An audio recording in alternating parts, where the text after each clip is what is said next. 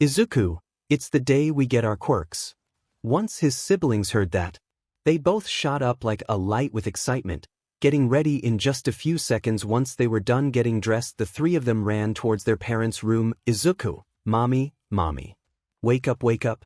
The siblings continued to shack their parents until eventually 𝗵𝐻𝗁 woke up. 𝗵𝐻𝗁, all right, I'm UP. I'm UP. Go brush your teeth, please. All three, excited. Okay. The three of them leave. 𝗵𝐻𝗁 gets up. Wake up, Toshinori. In this story, All Might will not get his injury. Toshi, are you gonna take them today? 𝗵𝐻𝗁, yeah, you just relax and get ready for work. Both 𝗵𝐻𝗁 and Toshinori had a secret they haven't shared with their kids. The secret was that they both were heroes, or more accurately, All Might the number 1 hero, number 7 hero, green psychic. Once the three siblings were done brushing their teeth, went back to the living room in order to eat breakfast. /siblings, eating. 𝗵𝐻𝗁, Toshi, watching them eat and smiling. I hope you all have amazing quirks. After finishing their food and leaving towards the quirk doctor, the three of them were so excited and couldn't stop talking about how they would be do amazing things when the three of them got their quirks. On top of that, they were just repeating the same words every 5 minutes. I will be just like All Might. 𝗵𝐻𝗁 couldn't help but smile at the act of her kids. But there was one part of her mind that was hoping none of them were quirkless. After a long drive, the Midoriya family made it to the doctor's office. As for Izuku, while relaxing in a chair, all of a sudden he saw Nijire sitting down a couple feet away by herself. Izuku gets up out of his chair and walks towards Nijire. Hey Nijire. By the way, just a small note, Nijire is the same age as Izuku. Also, she will be much more powerful. Nijire, hello Izuku, you nervous? Nijire, a little. I get my quirk today. I'm worried. What if I'm quirkless? What if my quirk isn't that good? What if? Before Nijire said anything else, Izuku hugged her. Izuku, don't say that, Nijire. I know you will be amazing. You will not be quirkless. I believe in you. Nijire hugs him back. Thank you Izuku, you're welcome. Do you want to play with me? Nijire's parents were watching and they were both thinking the same thing. Mr. and Mrs. Hado, I approve of their future relationship. After about 10 minutes of playing, a man came with a clipboard. Doctor, 𝗕𝗏𝗁𝐽. 𝗕𝗏, that's me. Let's go kids. All three of them, coming. Izuku, I'll see you later Nijire. Once inside the room the doctor took a BLD sample from the three of them. When he did he left in the back, and after another 5 minutes he came back with a board in his hands. Doctor? Alright Mrs. 𝗕𝗏𝗁. I got the results of the tests we did, and do you want the good news or bad news first? 𝗕𝗏𝗁, 𝐵 North Use First Street. Doctor.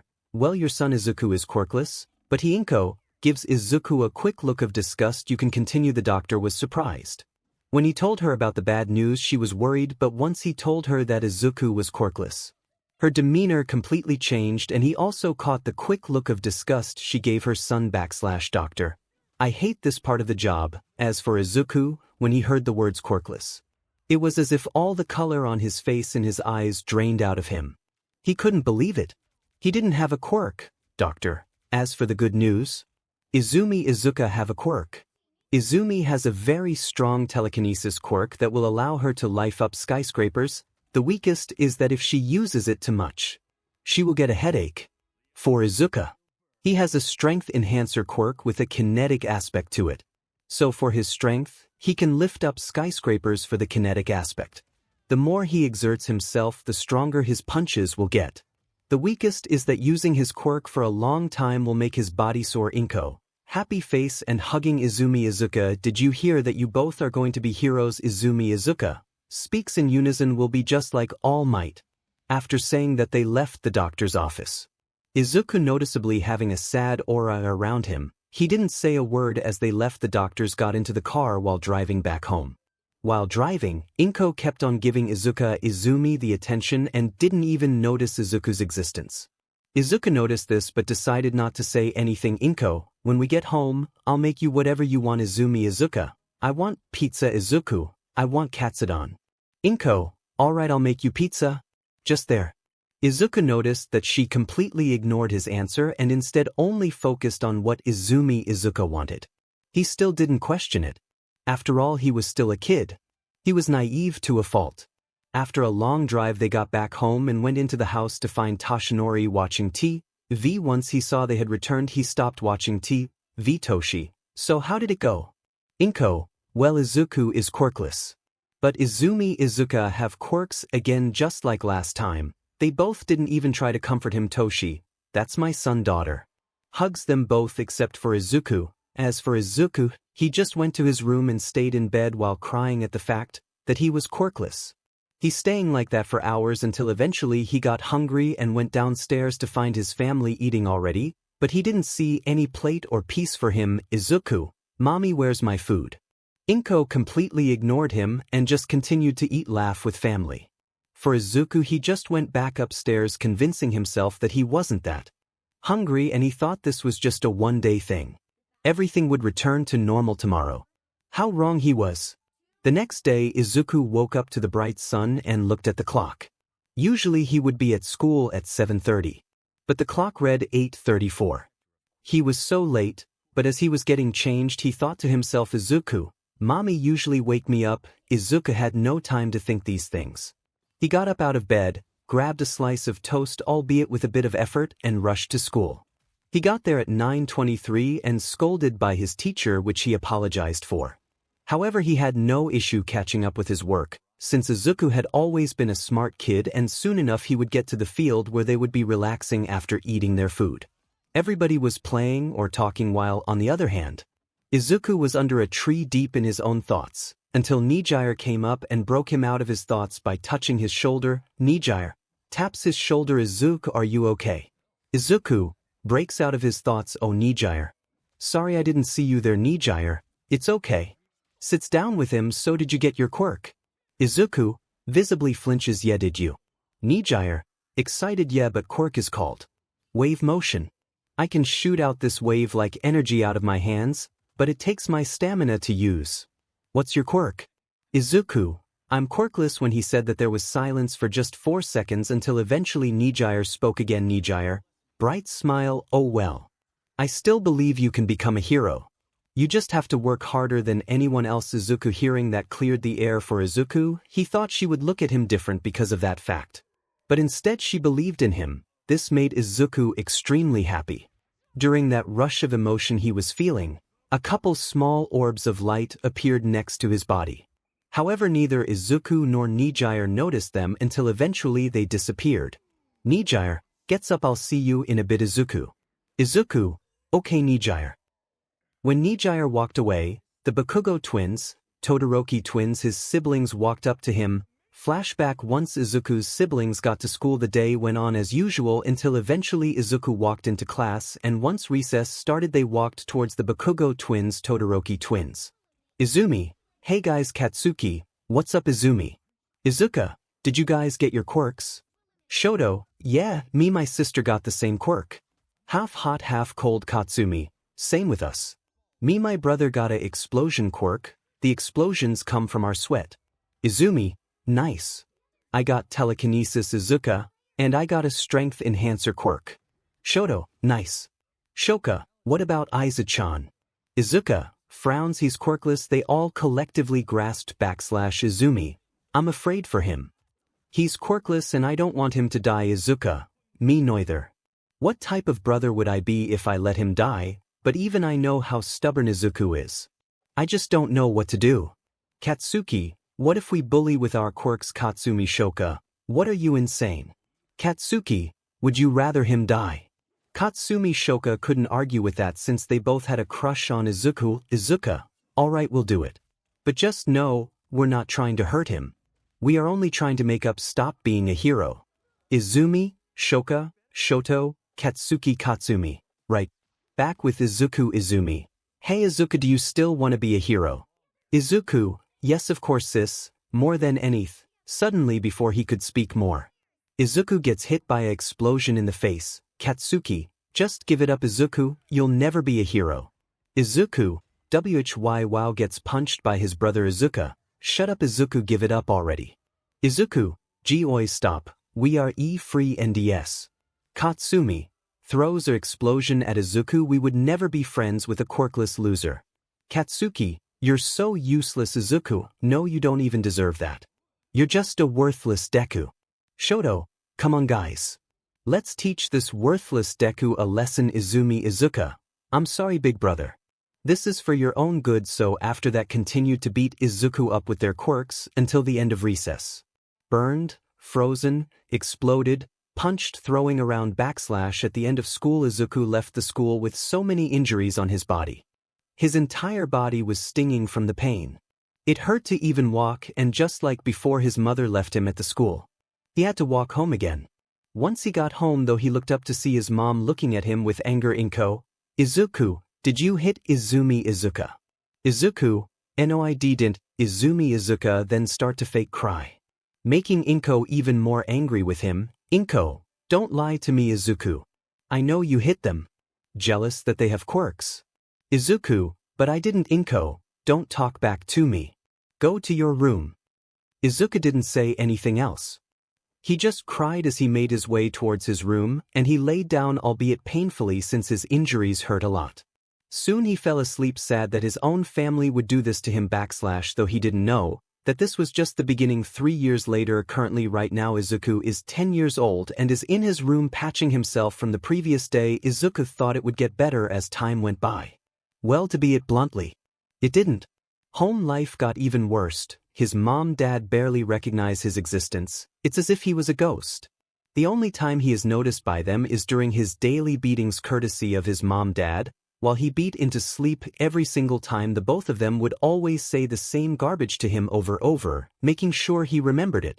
I hate you, you're so worthless, I didn't raise you like this, why did you have to be born, why do I have to live with such a worthless son like you? Every single day he would hear these things, and to no one's surprise, it basically made Izuku absolutely hate his family, but nothing he feels will ever compare to the hatred he feels towards Izumi. Izuku, as for his bullies, they had forgotten why they were beating him up long ago.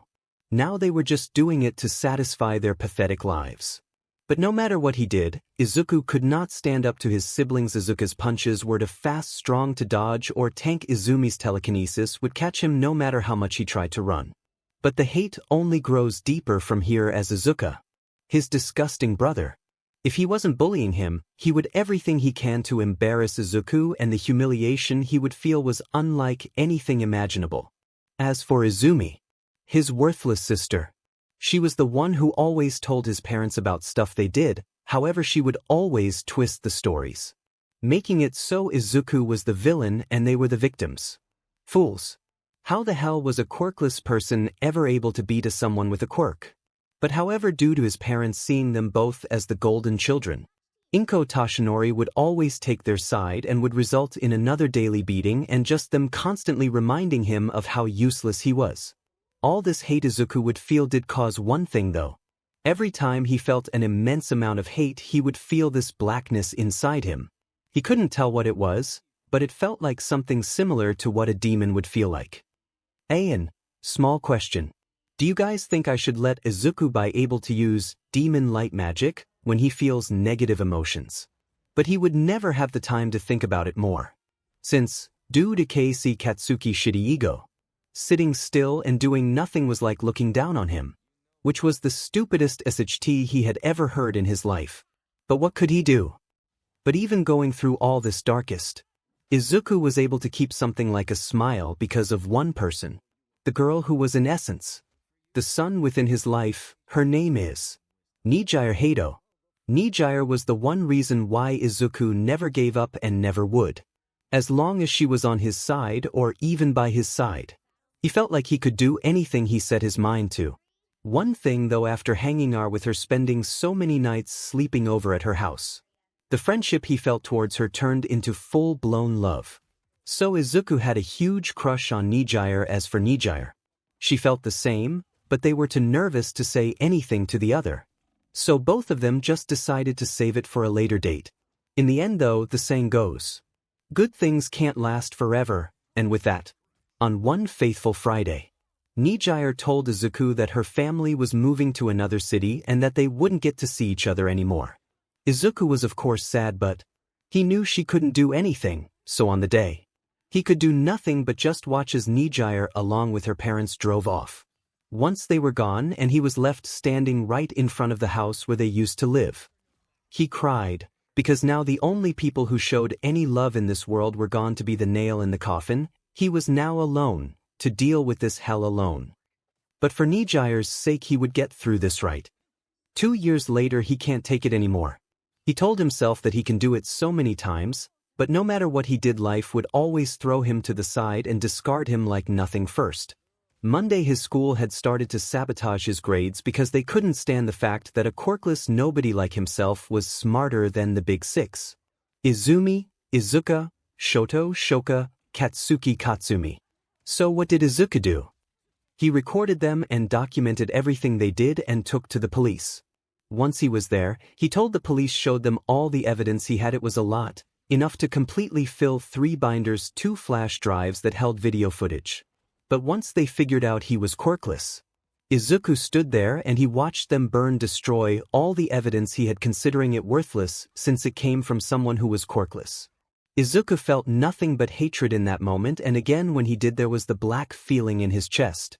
He didn't say anything after that. He just left the police station with a downed aura.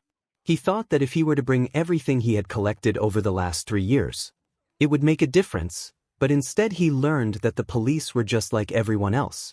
Worthless, disgusting, waste of space, not worth a diamond thing. Slots, all the above. Secondly, Tuesday he tried to run away from home. While he was walking through the streets, he was thinking to himself and just happy to be away from the hellhole he knew as home. I mean, he could blame him, but soon enough it was cut short, as while walking through the street at night, he ran into one of his favorite heroes, Eraserhead, and when he ran into him, he was happy. Eraserhead was like an uncle to him. Once Eraserhead saw Izuku, they talked for a bit, and through the whole thing, Izuku wasn't able to get a single word out, and instead of taking the time to listen to Izuku and understand what he was going through, his uncle, the one he thought was on his side, took him back home, back to the hellhole. Yet again he was broken, angry, nothing could go well, and of course, once the doors were closed he yet again received another beating. Everything they did was always behind closed doors, and now, that overwhelming hatred he had that was consuming his very being, his supposed to be uncle, was now a part of it. Once his beating was done, it was back to his disgusting room, back to living this thing that he could barely call life. Thirdly, Wednesday. It was a normal day for Izuku. He suffered from his family, friends, school, Japan itself, and it was just a usual day at school. Beaten, humiliated, all the above. Today in his last class they put out a career test, and at the end his teacher, with a filthy smirk on his face, said out loud that Izuku was applying for you. And of course this resulted in everybody laughing, calling him name, etc., until eventually he heard something that sent his rage over the edge. Izumi, hey Deku, you want a quirk? I know a way. Take a swan dive off a rooftop, pray for a quirk in the next. Izuku, heart thumps with just pure rage. Once he left school yet again, feeling nothing bad rage, to be honest with himself. Rage was the only thing he was capable of feeling nowadays. So that black feeling in his chest was a constant feeling every day, every night, every moment. Being too busy thinking about these things, he didn't notice that he was walking under a bridge, and out the drain came a sludge villain, and before he could make a break for it, the sludge villain jumped on him. He hated this, of course, out of everyone. He would be the one to get dealt a bad hand, but even though he was suffocating, he didn't feel it. His rage wouldn't let Izuku die. Not like this. So instead, after a bit of struggle, he was able to break free for a bit. Izuku, I won't be taken over. What is this anger power?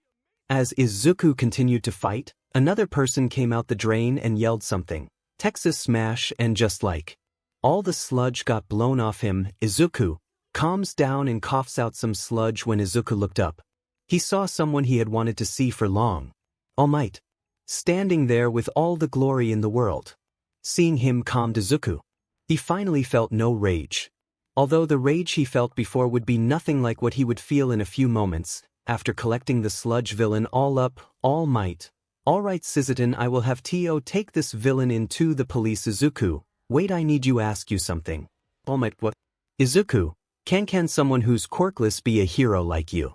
It was quiet for a moment until All Might answered him, but not in the way he imagined. All Might. No, I don't think someone quirkless can be a hero. You would just get in the way. I recommend being a police officer or a fireman. It's nice to dream, but just make sure it's realistic. Izuku, eyes wide in shock. No, not you too. Before Izuku could say anything else, All Might jumps away, leaving him there. So in response, Izuku just starts walking to clear his mind. Minutes later he hears an explosion. Izuku rushes to the scene. What he sees shocks him. It was the sludge villain again, and it looked like he was holding 6 people hostage. Looking closer, he saw it was Izumi, Izuka, Katsuki, Shoto, Katsumi Shoka. He was pissed off already by this scene. Hearing the heroes talk about they didn't have the right quirk. So he did the only thing he knew. Izuku, rushing at the sludge villain heroes. Stop, kid. You'll die. You again. I've no need for you die. Izuku throws his bat at his eye. This freed the 6 of them for a single second. But before he could do more, All Might came out of nowhere and blew the sludge villain away again with a punch, and soon enough the scene was cleaned up along with the sludge villain. But instead of being praised, the heroes walked to him and started to scold him, all the while some of them were praising the 6 of them. Why were they doing that? None of the heroes were doing anything. If he hadn't done anything they would have died, then what? Izuku, what? If I hadn't? Death arms. No. That was reckless and stupid. Izuku, but All Might, you shouldn't have done that, young man. Like I told you, leave it to the heroes. Izuku starts feeling rage again. Fine. Starts to walk home. The last straw. Izuku was walking home. He heard a familiar laugh, and when he heard it, he found the source of it. To find his 6 tormentors along with All Might. But soon enough a cloud of smoke appeared from where All Might originally was, and out of it came his father Izumi. Izuka, Dad, you're All Might. Shoto, Shoka, Katsumi, Katsuki, Uncle Toshi is All Might. All Might didn't turn that skinny, but he wasn't as buff as his All Might form, Toshinori. Yes, I am. But that's not why I came here. I want you all be my successors, give you all my quirk. Izuka, what? But you can't pass on quirks. Skip the story of one for all. Izumi, then why don't you give it to Izuku? Toshinori, Izuku. He doesn't have the heart of hero and doesn't train. So do you accept my quirk? All six, yes we accept. Buildy drop Izuku, hiding behind a wall, clenching his fist hard, making it bleed. So you're telling me that after all this time he could have given me a quirk, and on top of that my pitiful father, the one who has never supported me through my whole life, is All Might. If he can pass down his quirk, that means you were quirkless like me, RA. The rage Izuku was feeling was unlike anything he had ever felt before, and soon enough the black feeling started to consume him and felt like it was going to erupt out of him. But he didn't care anymore as he ran towards the forest. Soon enough he reached the forest and Izuku's body started to form black light / Izuku, screaming and punching a tree. Why do I have to live this shitty life? I hate you all. Inko smite, slot Izumi you beach of a brother. No. I hate this world. Within his rage. Izuku didn't even realize that he was using magic, but due to his emotions, it was out of control and soon created a massive explosion of black light, destroying and creating a massive crater in the forest, killing all the wildlife in the area. The hole was about 1,000 feet deep and 2,000 feet wide. When the explosion happened, every hero noticed it from the shockwave. When the explosion happened, every hero noticed it from the shockwave. Everybody in Japan felt it. As for Izuku, 2 minutes after the explosion went off, Izuku woke back up and instantly he noticed the destruction around him, but he didn't care about that. In the moment he was only thinking one thing, Izuku, still feeling rage. I can't take it anymore. I want to run away from Japan. I don't care where I end up, anywhere is better than here. Back to the present, Izuku is packing up everything he needs in his room. Before he did that, Izuku did two things. 1. He destroyed his entire room. 2. He wrote a letter that contained everything about how he felt and how not to look for him, but most importantly, he didn't think they would read it, but if they did, he wrote down his feelings for Nijire. Izuku finishes packing, jumps out the window. For Izuku he had everything he needed. A huge amount of cash after stealing it from his parents' safe, clothes and Izuku reaches the dock and looks back at the city. I hate Japan. So I swear no matter what, I will never come back here. Turns around and gets on the boat. After about 5 minutes, the boat Izuku had gotten on leaves. Izuku had no direction in mind, so he had no idea where this boat was going, but he knew that wherever it ended up would be better than Japan. Izuku POV currently has the boat Izuku was on was traveling through the ocean. He was leaning on the railing staring at the vast ocean that surrounded him, thinking to himself. Now he knew for certain that he didn't regret his decision to leave Japan at all. Every single day he spent was hell. Never being able to bring his dreams to life. But now he was thinking to himself because no longer did he want to be a hero, but he didn't want to be a hero then. What was he supposed to be? He didn't know at the moment, but he knew that whatever choice he made next would be far better than being a hero. Izuku, all heroes are fake, they can try to convince you with words. But deep down they are all fake. Well, may as well relax. It'll be a while until the ship makes it to wherever it's going. Back in Japan, for Japan things were well odd to say the least. The explosion that had occurred was all over the news. Every single hero knew of the event, that included All Might. Once he saw that explosion go off, he assumed the worst, so instantly he thought it was all for one, but once he got to the crater he saw no one. As for the heroes in the crater, all the teachers that worked at you were there in the massive hole in the forest, looking at it from a helicopter. It was scary just seeing a massive hole in the forest. All Might. He could have caused this amount of destruction. Nizu, someone very powerful. Naomasa, we should try to ask around to see if anyone saw anything. Aizawa, right? Endeavor, alright, let's go. After walking back to the city, they start to ask around to see if anyone saw anything. While asking around, no one really had any useful information until eventually they ran into someone who did have useful information. He told them he saw a green-haired boy run into the forest, and 5 minutes later an explosion of black light appeared. Naomasa, green hair. Could it be Izuku? No, I mean he's strong, but even his quirk isn't capable of causing this amount of destruction. But I mean it couldn't hurt to ask. Hey All Might. All Might, yes. Naomasa, can we pay a visit to your house? All Might, sure. So with that, All Might, Aizawa, Endeavor, 𝗕𝗄𝐵𝐶𝗵𝗲 Nizu drive off to the Midoriya household / Izuku POV for Izuku. He is relaxing on the deck of the ship drinking soda. Right now he feels better than ever before because for the first time in his life, he can relax. But however, while he was relaxing, he suddenly got a chill down his spine as the ship continued its journey into the vast ocean. But for now he pushed that feeling aside. Back in Japan, once they arrived to the Midoriya household, they were surprised to see another car there that arrived at the same time as them. This confused them, but soon enough a blue-haired girl jumped out the car with a lot of excitement on her face. 𝗕𝗄𝐵𝐶𝗵, who is that? I know you. It was Nijire. Bubbly voice, hello, All Might, why are you here? All Might, I live here. Nijire, stars and eyes, wow, you live here as well, that's so cool. Wait, if you live here that means... They quickly realized what Nijire was going to say. Nijire, wait. You're Toshi Aizawa. Hey. Don't tell anybody. Nijire, 1000-watt smile, okay, I won't tell a soul. Does a zipper motion with her lips endeavor. No one can tell, but I know she is strong. I should try to put her in a quirk marriage. After talking a little with Nijire's parents, they all entered the house. Nijire, now I'll finally get to tell you how I feel, Izuku. Once they entered the house, before they could do anything, another knock came at the door, and after opening it, a boy, dark blue hair, another with blonde hair, stood there. /𝗕𝗄𝐵𝐶𝗵, who are you two? Boy, hello sir, my name is Mirio and this is Tamaki. Can we come in? 𝗕𝗄𝐵𝐶𝗵, oh sure. Nijire, hey Mirio, Tamaki.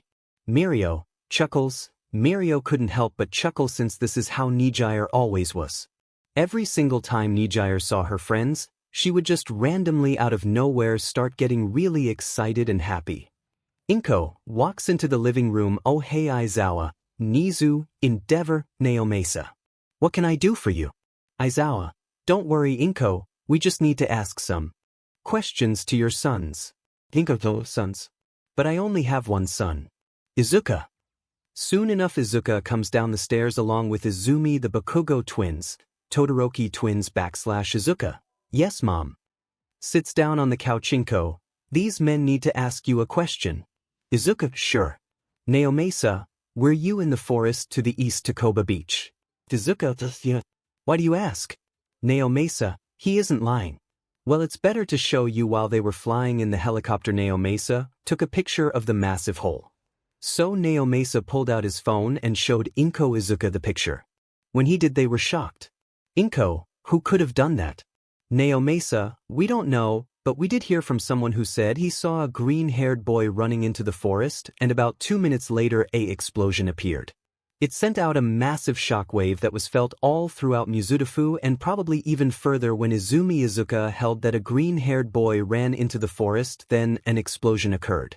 They both swallowed a lump in their throats. Izumi Izuku, worried faces, but quickly returns to normal. Deku Aizawa notices their faces, they're hiding something. Inko, where is Izuku? Inko, endeavor, Nizu, 𝗕𝗄𝐵𝐶𝗵, Aizawa were shocked to hear that. Especially 𝗕𝗄𝐵𝐶𝗵, he decided to push the topic forward. 𝗕𝗄𝐵𝐶𝗵, Izuku, your second son. Inko, I'm sorry, I don't know who that is. 𝗕𝗄𝐵𝐶𝗵, eyes widen in shock, she's telling the truth, no way. Izumi Izuku, worried face appear for a second again. Aizawa notices it again. You too. You know something, don't you? Izumi Izuku doesn't respond. Aizawa, did you hear me? I know you to know something. Nizu, angry. Aizawa, check upstairs. You better hope we don't find anything. Inko gulps. When Aizawa goes upstairs, he notices that Nijire was following him. He was going to tell her to not follow, but after seeing her face he decided not to. She needed to see this, and after they reached his room, both of them were shocked. It was, well, you couldn't even call it a room. It was so dirty, the bed was disgusting and everything was dirty, the flood along with the dirt, there was dried up blood, and there were 3 bags filled to the brim with bloody bandages. On top of the thing that could barely be called a table were some pretty powerful painkillers. Aizawa, filled with anger, sees note on the table. Nijire, eyes covered by shadows, clenching her fist. Aizawa picks up the note. The note was labeled, "My hatred made manifest." Aizawa and Nijire then walked back downstairs. But before he went downstairs, he picked up one of the bags filled with bloody bandages. He put on a glove. Aizawa then grabbed the family album as well. Aizawa gives the note to Nizu, throws it down on Inko's lap. Look through that. Inko opens the family album. After looking through the album, she saw another green-haired boy smiling, and when she saw that, Inko started crying because she finally remembered Izuku. Aizawa, seems like you remember good. Throws the bag in his hands at full force to the ground. Look at that. That is your son's BLD and you didn't even notice. Inko sees all the bloody bandages and cries even more. My baby boy. Aizawa, Nizu, read that letter. Nizu opens the letter. I honestly don't expect you F-heirs to read this. After all, when have you ever cared about me? I mean, ever since that DMN doctor's appointment, you never gave a DMN about. I can't understand why you treated me so terribly. I was your son, wasn't I? Or is that as soon as you learned that I was quirkless, then I was less than nothing? I'm human to write. But I don't care if how you feel after reading this. I always hate all of you, but where to start on the long road of rage I felt? Oh, I know, let's start with my worthless siblings. Izuku, why did you do this to me? Do you know how it felt to be beaten by your own brother every single day, humiliated by the person I assumed would always be by my side? But now I don't care. If you were to die, I would dance and spit all over your grave. I never want to see you ever again. If we do see each other again in the future by some chance, just know, you mean nothing to me anymore.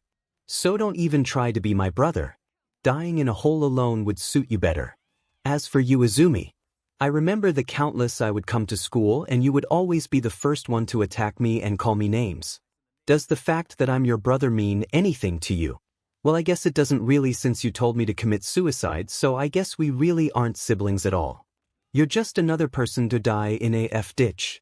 So same to you. If you want my forgiveness if we ever see each other by some chance in the future, how about you take a swan dive off a roof and pray for my forgiveness in the next life? Don't think I forget you though, Mom, Dad, or should I call you Green Psychic All Might? Or better yet, Green Slot but Might. You were supposed to be my parents, but instead all I ever came home to was beating after beating. For my entire family you are worthless and will never amount to anything. Now for my useless friend's uncle, or if I can even call them that, I will never forgive you. If I could take your quick Katsuki Katsumi, I would, and destroy it right in front of you. Then you would be able to know how I feel every single day. Oh, and Katsuki, if I ever see you again and I just so happen to get strong, I will kill you. As for Shoka, I was the one who talked to your father and convinced him to be better. But now I wish I didn't do that. You both deserve to be suffering. It was no wonder why your slot of a mother almost snapped. If I hadn't talked to her. Shoka Katsumi, I know you to have a crush on me. Did you really think I would ever fall for you too in the first place? So never think of me in your disgusting minds, Uncle Aizawa. I imagine you don't understand why I hate you. But when you found me on the street, I tried to tell you my story, but you didn't listen, and instead what you did was take me back to that hellhole. If you had half a mind to listen, then why you known that I was suffering? But hell, what did I know? I was only a boy in pain looking to be saved from the tiger's den, and instead of saving me from it, you threw me back in. So I've decided to leave Japan. I will not tell you or any of you where I am going. Wherever it is, I know it will be away from you. All you heroes are fake. I saved someone, well, no one would, and was scolded for it. Instead of praised, the police force are fake. I saved 3 years of evidence on my school because they had been sabotaging my grades, and yet, when I took all of it to the police, they looked it over, but once they learned I was quirkless, I watched them tear it all apart in my face. Is that really how much I didn't matter? But I don't care anymore, 'cause I will never be seeing any of you anymore. Never look for me, trust me, you will not find me. P.S. I was the one who caused that explosion in forest. It happened when I learned that beach of a father could have passed his quirk on to me instead. Consider that a parting gift. Nizu, after reading that letter, and his teeth bared. As for Aizawa, Inko, Izuku, Izumi, Shoka Katumi, they were crying. But without saying a thing, Nijire takes the note 'cause she could swore that she saw something on the back. Even though she was filled to the brim with rage, she still wanted to read it on the back. To my best friend, one I love. I don't expect you to read this, but if you are, the rest of it is under my pillow. Nijire runs upstairs without a word. When Nijire reaches Izuku's room, she looks under his pillow and finds another letter labeled / to the one I love. Nijire opens the letter. If you reading this, Nijire, then I'm sorry. I tried so hard, but I just couldn't take it anymore. But I want you to know that ever since we were 7, I have always loved you since then. It was the day you said that you believed in me. Believed that I could be a hero. Even though I had no quirk. I'm sorry I left you all alone, but just know no matter what and no matter where I am, I will always love you, and one day when we see each other again, I hope you and I can be something more than friends. Goodbye, my love. The letters ends. Tears were dropping on the letter, and they were from Nijire. Nijire, holding the letter with shaking hands. It's okay, Izuku, I'll wait for you. Andy, love you too. Drops the letter and goes downstairs. When Nijire gets downstairs, without a words, she used her quirk on Izuku, Izumi, Shoka, Shoto, Katsuki Katsumi, Nijire, putting more power into her quirk. How does it feel? 𝐕 puts even more power into her quirk. Before Nijire killed the 6 of them, Aizawa cancelled out her quirk and chopped her neck, knocking her out cold. Mirio carries Nijire. I'll take her, Nizu, now that's deal with. As for you two, looking at Inko Toshinori, for you two, you will reveal to the public about what you've done. Your pay will cut by 90%. The 90% will go to Quirkless orphanages, and you will do 10,000 hours of community service. Do I make myself clear? Inko Toshi, don't say anything, Nizu, I said. Do I make myself clear? Inko Toshi, sad yes sir. Nizu, as for them, looking at the 6 unconscious kids, you will be doing 5,000 hours of community service and will be wearing quirk canceling bracelets. You will be blacklisted from every single hero school in the world and will only be able to attend you. But if I hear any of you continue your old actions, you will instantly expelled and blacklisted. Gets up and goes to leave. Inko Toshi, just know, you will never receive any support from anyone in you anymore. You are on your own forever. Please. Endeavor dragged his kids home, although he was also pissed at them, and once the Bakugo twins woke up, Toshinori gave them the news and they left angry. Now the Yagi family has been destroyed. No friends, no partners, cut pay. Worst of all. Izuku POV Izuku, their oldest son, now hates them with all of his being. Izuku POV soon. Far it has been one whole day and yet the ship hasn't reached its destination, but to honest, Izuku did not care. Just being able to not have to see his family again was worth it. It didn't mean that he didn't hate them anymore, because he did. Izuku hated his family with every single fiber of his being. But being away from them was giving him comfort. But soon Izuku's new dream would come to in a form of an event, because soon the ship would start to shake violently. Izuku falls over and gets back up, standing up on his feet. Izuku started to notice the ship slowing, tilting to the left and moving past the panicking people. Izuku saw that the waters were very rough out at sea. So he assumed the ship mustn't be able to handle it.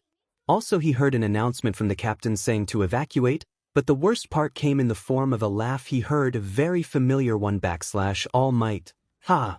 And no need to fear, because I am here. Izuku, hiding in the crowd. Of course you had to be here. Before All Might Green Psychic could do their interview with the public about the horrible acts they had committed, he got an alert that told him about the ship and that it was sinking. In about 10 minutes they managed to evacuate everyone, except for Izuku. Since he didn't follow everyone, All Might Green Psychic, checking the rest of the ship. Eventually, as they looked through the ship, All Might Green Psychic stopped at the railing, and the person they saw made them both freeze. Izuku, staring at them both. All Might Green Psychic, Izuku. Izuku, hey dad, mom. All Might Green Psychic, why did you? Izuku, you know exactly why. Don't F with me. Hearing his voice made them both sad, shocked. His anger towards them was like snake venom. It was so potent because of that. It made the reality set in even more of how much of a terrible parent they were towards him. Inko, please. Izuku, I'm so sorry. I promise. Izuku chuckles, we both know mom. Your promises mean nothing, just empty words coming from a failure of a person who has the audacity to call herself a mother.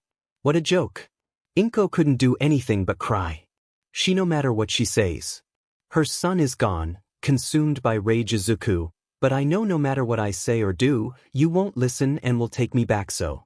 Walks up to the railing and looks back at them with immense rage in his eyes. I'd rather die, than go back. Jumps off the ship 𝗵𝗃𝗁𝗍, Izuku, falling towards the water. I'm not afraid of death, and even if I was, this is better than being with you 𝗵𝗃𝗁𝗍. Izuku then falls into the water and basically disappears, on the ship 𝗵𝗃𝗁𝗍, being held back by 𝗕𝗁𝗁𝗍. Izuku, my baby boy Toshinori, crying 𝗕𝗁𝗁𝗍, he's gone 𝗕𝗁𝗁𝗍, no. Passes out. Toshinori jumps off the ship and gets on another they had. As they drove away from the sinking cruise ship, the pressure within the ship built up so much that it caused it to break in half, explode in a massive fiery blast. All Might just looked away from the boat, All Might, crying I'm sorry son. On that day, Izuku disappeared from the world, and when the news spread to the rest of the people who knew him, they all had mixed reactions. Izumi Izuku was sad. They betrayed their brother and now he was gone. Katsuki Shoto were happy that the Deku was finally gone. Katsumi Shoko were sad. The person they loved was now gone, but no one was as sad as Nijire. When she heard the news, she broke, breaking down in tears. Now she was even more mad at the people who tortured the man she loved. Nijire, I swear I will never forgive any of you, especially you, All Might. No one's POV. After that day, they held a closed casket funeral for Izuku. There was no body to recover after all. Everyone who was there, the people who loved Izuku, even they had betrayed him, they paid their respects. Although once it was over, Nijire stood there at the grave for a bit longer. She just sat there crisscrossed in the grass. Nijire didn't say a thing. Even when it rained, she said not a thing and just sat there. All Might was the first one who walked to her. All Might, Nijire, readies her quirk and aims it at him with dead eyes. I won't hesitate. All Might looks down in shame. Okay. Walks away. After a few minutes, Mirio Tamaki walk up to her now, knowing that if no one else can reach her, they can.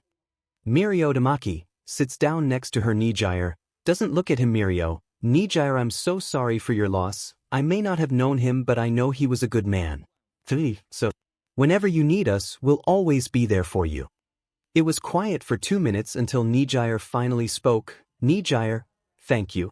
The worst part about this is starts full-blown crying. IDID and GTOTL Tamaki. Mirio said nothing and just hugged her, allowing Nijire to cry. 3 days later. No one's POV. Currently right now we see a peacefully looking beach with the clear blue water, nice sand. Nothing seems out of the ordinary as the waves are just giving off their tranquil sound as they pass by and go back to become a part of the vast ocean once again. However, if you look closer, there is something. The unconscious green-haired boy, this boy, is Izuku. If though he is unconscious, no one really has any idea of how he even survived, and the reason why the boat sank was because it had come into contact with a strong magic region. Yet with that fact lingering in the air, there he was alive and breathing in the sand while half of his clothes were ruined and half his body would get covered in water every so now and then. Izuku, eyes flicker open. W turns body around to face the sun. What happened? Laying there for about 5 minutes, Izuku back stood up and dusted himself off. Once he was up, he stared at his hand. Izuku, looking around and sees unfamiliar buildings. Is this a dream? Clenches fist. Izuku then punches himself in the stomach hard and goes down on his knees in pain. But even though he was in pain, he proceeded to laugh afterwards. Izuku stops laughing. I'm alive. Yes, I'm alive. But how? Wait, I'm asking the wrong questions. Starts walking. Izuku didn't know it at the time, but someone was watching him. He was wearing a deer cloth on him. It was colored gray /. Izuku POV. As Izuku walked around through the stone trails, he saw so many things.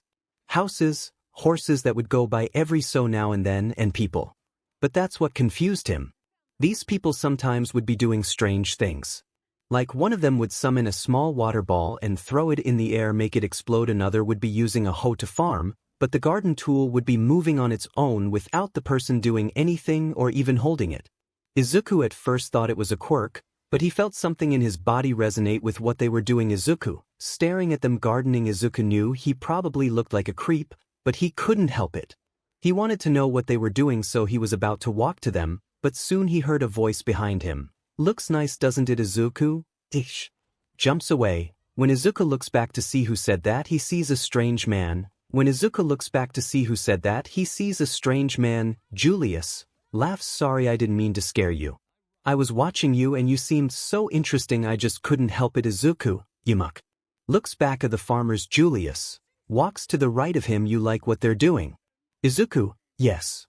I can't tell why Booty just can't help but feel a connection to whatever they're doing. Actually, what are they doing? Julius: well, that my boy is called Magic. Izuku: eyes wide. Magic. Julius: of course. Everyone in this kingdom processes a sum of magic, and even you. Izuku looks at the man. Wait. I do. Julius: yeah, you didn't notice. Izuku: no. I'm from Japan. Julius: Japan, huh? That's interesting because I have some people who are also from Japan in my squad. Izuku: what is your name? Julius: Julius Navachrono. The future Wizard King. If you want I can take you back. Izuku: no.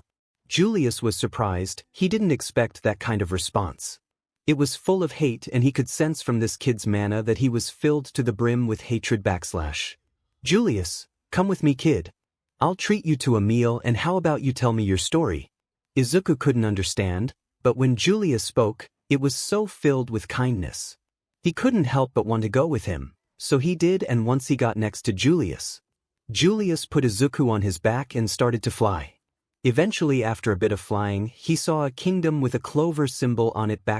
Julius: welcome to the Clover Kingdom. Izuku smiles. I want to stay. Once they got into the Clover Kingdom, everybody was staring at Izuku in a weird way, but he ignored it since he was following Julius, and after a bit of walking, they reached something that looked like a restaurant. Julius: Izuku sits down at a table. Julius then orders some food for the both of them, and while they sit, Izuku asks a question. Izuku: hey, Julius: was it? Can I ask you something? Julius: sure. Izuku: why were the people who passed by us staring at me with weird faces? Julius: upset. Well, this kingdom does have some discrimination. But when I become Wizard King, I plan to make a future when no discrimination. Izuku: that would be nice. Yeah, I wasn't certain of it before, but now I'm sure. This place is my new home now. I like it here, but what can I do to make a difference? Also, another question. Julius. Before he could speak more, their food arrives and they proceed to eat. It was more at a treat for Izuku since he had never gotten a warm meal since his parents started with his torture. And after they finished their food, both Julius and Izuku walked outside, and when Izuku got back on Julius's back, he used his magic to get them on top of the castle. Izuku looks at the sun appealing. I never saw something like this in Japan. Julius: yeah, I imagine so. So what did you want to ask me? Izuku: I want to stay here and help you make that future you mentioned. There's little left for me in Japan, so I want to help, but I have to ask. How do I? Julius, shocked for a second before smiling: you can become a magic knight. Izuku: magic knight? Julius: yes, I'll explain. Skip the explanation. Izuku bows deeply. Please, Julius, make me a magic knight. Julius suddenly gets very serious before asking a question. Julius: are you sure this is what you want? You won't be able to back out of this once you do. Izuku: yes, I am certain. Ever since I was a child, all I wanted was to be a hero, but that dream was taken from me, and when it did, I had nothing, no direction in mind, no path to follow. But now it's clear to me, this is where I belong. Like I said before, I was betrayed by Japan. That country turned its back on me. Ever since that I was searching for a home. A place when I know I can belong. Everything is clear to me now. This place is my home. This place is what I had been searching for all this time. A place where I can be free. So please, make me a magic knight. I swear I will protect my home with everything I've got until it kills me or I die. Julius didn't say anything until he smiled and extended his hand out towards Izuku. Julius: welcome aboard then. What's your full name? Izuku: it's Izuku Yagi. But please, just call me Izuku. I've abandoned the Yagi name. Julius: alright then, Izuku. Let's make a better future together. Izuku accepts his hand. Yes, sir. Izuku POV. After asking Julius if I could be a magic knight, I was so overjoyed that I couldn't describe it. I was finally certain of what I truly wanted to be. Also, now thinking about it, Julius said I had magic when we first met. So if I would have became a hero, Does that mean that I would have been wasting my true potential? I can't wait to find out since my childish excitement had returned as I sit here in Julius's office. I can't help but be ready for whatever I have to do in order to become a magic knight. Julius walks into his office. Sorry for the wait, Izuku, now we can start. But first, before you become a magic knight, you need to learn our language, traditions, culture. Izuku, yes sir. For about 3 hours Izuku learned all he needed to learn about the Clover Kingdom, including their language, traditions, culture. Julius, I'm surprised. Izuku, you are a quick learner. Izuku, thank you. Julius, don't thank me yet, we still have a lot to do. Now let's go outside. Izuku, alright. When they both go outside, Julius flies them over to a large grassland. Izuku, what are we doing here? Julius, how old are you? Izuku, 12. Julius, HM. Well, I have some news for you. Right now, you can't become a magic knight. Izuku, 𝗕𝗏𝗃𝗵𝗃. Julius, hold on. Izuku, let me finish. Pulls out a piece of paper. In this land, in order to become a magic knight, you need a grimoire. But you can't get your grimoire until you are 15 years old. But don't let that discourage you, you can still train your magic until then. I'm going to teach you the basics. How to feel mana, control mana, manipulate it. With these skills, you will be able to do so many things. If you get a really good handle on feeling mana, you can even tell someone's intentions from the way their mana will flow. Manipulating your mana is what will allow you to attack your opponent, heal yourself, or whatever. We won't know what you will truly be able to do until you get your grimoire. As well as, you won't be able to draw out your true potential unless you have a grimoire. Izuku raises hand. I have a question. What if? Julius, I can tell what you're going to ask. No one can destroy your grimoire. A grimoire is connected to a person's soul, so if you wanted to destroy a grimoire you would need to kill the mage who wields it. Izuku, I see. I'm not afraid to kill, if it means protecting my home. Julius, lastly, is controlling your mana. It is just as important as manipulating it. If you don't use your magic right, it has a possibility to harm you as well. As for controlling it, you don't have infinite magic. If you use all your magic, you won't be able to use spells. You don't have to worry though, because your magic will always regenerate, no matter what you do. If you are not using your magic, it will regenerate. If you sleep, it will regenerate. Well, you get the point. More things before we start. If your grimoire is ever damaged by an attack, you will not feel it, because grimoire regenerate infinitely as long as you are alive. If you die, your grimoire will disappear. Remember that. Izuku, Oh, I get it. So you mean that no matter how hurt or damaged a mage's body may be, they are not truly dead if their grimoire still exists. Julius, precisely. As for the second thing, just because you don't have a grimoire doesn't mean you can't use powerful spells. But your most powerful spells will always be within your grimoire. Izuku, got it. So in other words, if your opponent can't make you open your grimoire, they are truly pathetic. Trust me, Julius. I will remember that. Julius, alright, let's start. We'll start with feeling mana, since it is the first step to magic. Sit down and focus. Izuku sits down and starts to meditate. Julius, now was the feeling you got the first time? Izuku, it was like a pulsing feeling in my heart, and when it was active, I felt like I was connected to the entire world around me. But I was never able to focus on it since I was always being tortured. Julius, alright, try to bring that feeling back, but this time don't fight it, since you no longer have to. Izuku, okay. Begins to meditate. Julius, you have enough mana to rival and overpower a royal. So you will definitely be an amazing magic knight. But even though you have all this mana, it won't do you any good if you don't train. As Izuku began his meditation, nothing happened for a minute as he focused within his mind. But soon enough, after about 2 minutes, he felt something. It was that particular pulsing feeling in his heart. Usually he would have to fight this feeling because of all the torture he would go through on a daily basis. But this time he didn't fight it and instead helped it. As he did, he could feel the pulse spreading throughout his whole body. He couldn't say anything, it felt so good. The best way to describe it would be like being wrapped in a protective embrace. Julius, his mana is fluctuating. He's done it. Good job, Izuku, you got it. Now open your eyes. Looks at me. Izuku, Opens his eyes and looks at Julius. When Izuku looked at Julius, he saw the mana flowing out of him, and it was a lot of mana. Julius, you can see it, can't you? Izuku, yes, you have a bluish-like aura surrounding you. Julius, good, that is my mana. Now we will start with manipulating your mana.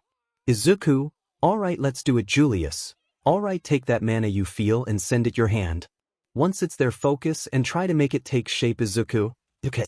Opens his hand. After about 30 seconds, 3 little ball of light appear in his open palm. Julius, light magic. You truly are an interesting kid. Izuku, light magic. Alright, what's next? Julius. Julius, that is all. Izuku, but what about magic control? Julius, the best way to train magic control is through experience, so you should your magic manipulation feeling, and once you do, you will gradually use less mana with your attacks. Izuku, interesting. I want to train. After this, Izuku Julius go back to the Clover Kingdom, although Izuku wasn't really speaking too much to Julius anymore after he taught him how to use his mana, because he was thinking about going to train in a strong magic region. He knew that if though he didn't have his grimoire, it would be suicide. But he wasn't going to stop. So once he packed everything he needed, Izuku set out, but not before running into Julius again, who stood in his way. Julius, smiling. Izuku, looking at Julius. It was quiet until Julius broke the silence. Julius, so you're thinking about going into a strong magic region, are you? Izuku, yes, you won't stop me. Julius, I don't mean that in any offense. Stares off in the distance. Julius couldn't tell what he looked at, but he knew it was something only Izuku could see. Izuku, something is calling to me out there. I don't know what it is or what it wants, but I have to find it. Please, Julius, let me go. Julius, oh, you have it wrong. I didn't come to stop you. I came to wish you luck. Izuku, shocked, smiles. Thank you, Julius. Julius, you're welcome. Izuku walks past him. I meant that, Julius, you gave me a reason to live again, so once I'm strong enough I will come back and serve you to the best of my ability. No matter how hard it may be. Izuku walked towards the strong magic region known as the Forest of Eden, but once he got to the edge of it, he felt the intense magic. That made him even more excited. Izuku, alright. Takes a step. Julius appears again. Wait, Izuku. Izuku turns around to see Julius again. Julius, can you promise me 2 things? Izuku, sure.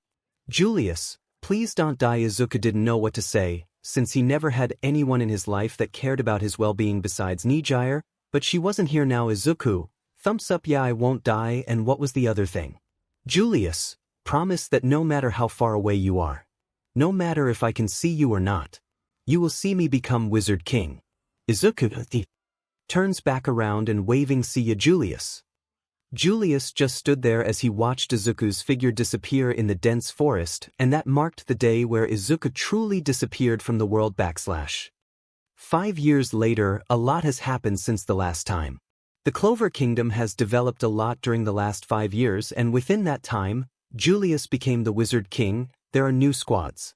9 in total, named the Black Bulls, the Aqua Deer, the Coral Peacocks, the Sliver Eagles, the Crimson Lion Kings, the Green Praying Mantises, the Purple Orcas, the Blue Rose Knight. Lastly was the Golden Dawn. These 9 squads made up the Magic Knight captains of the Clover Kingdom.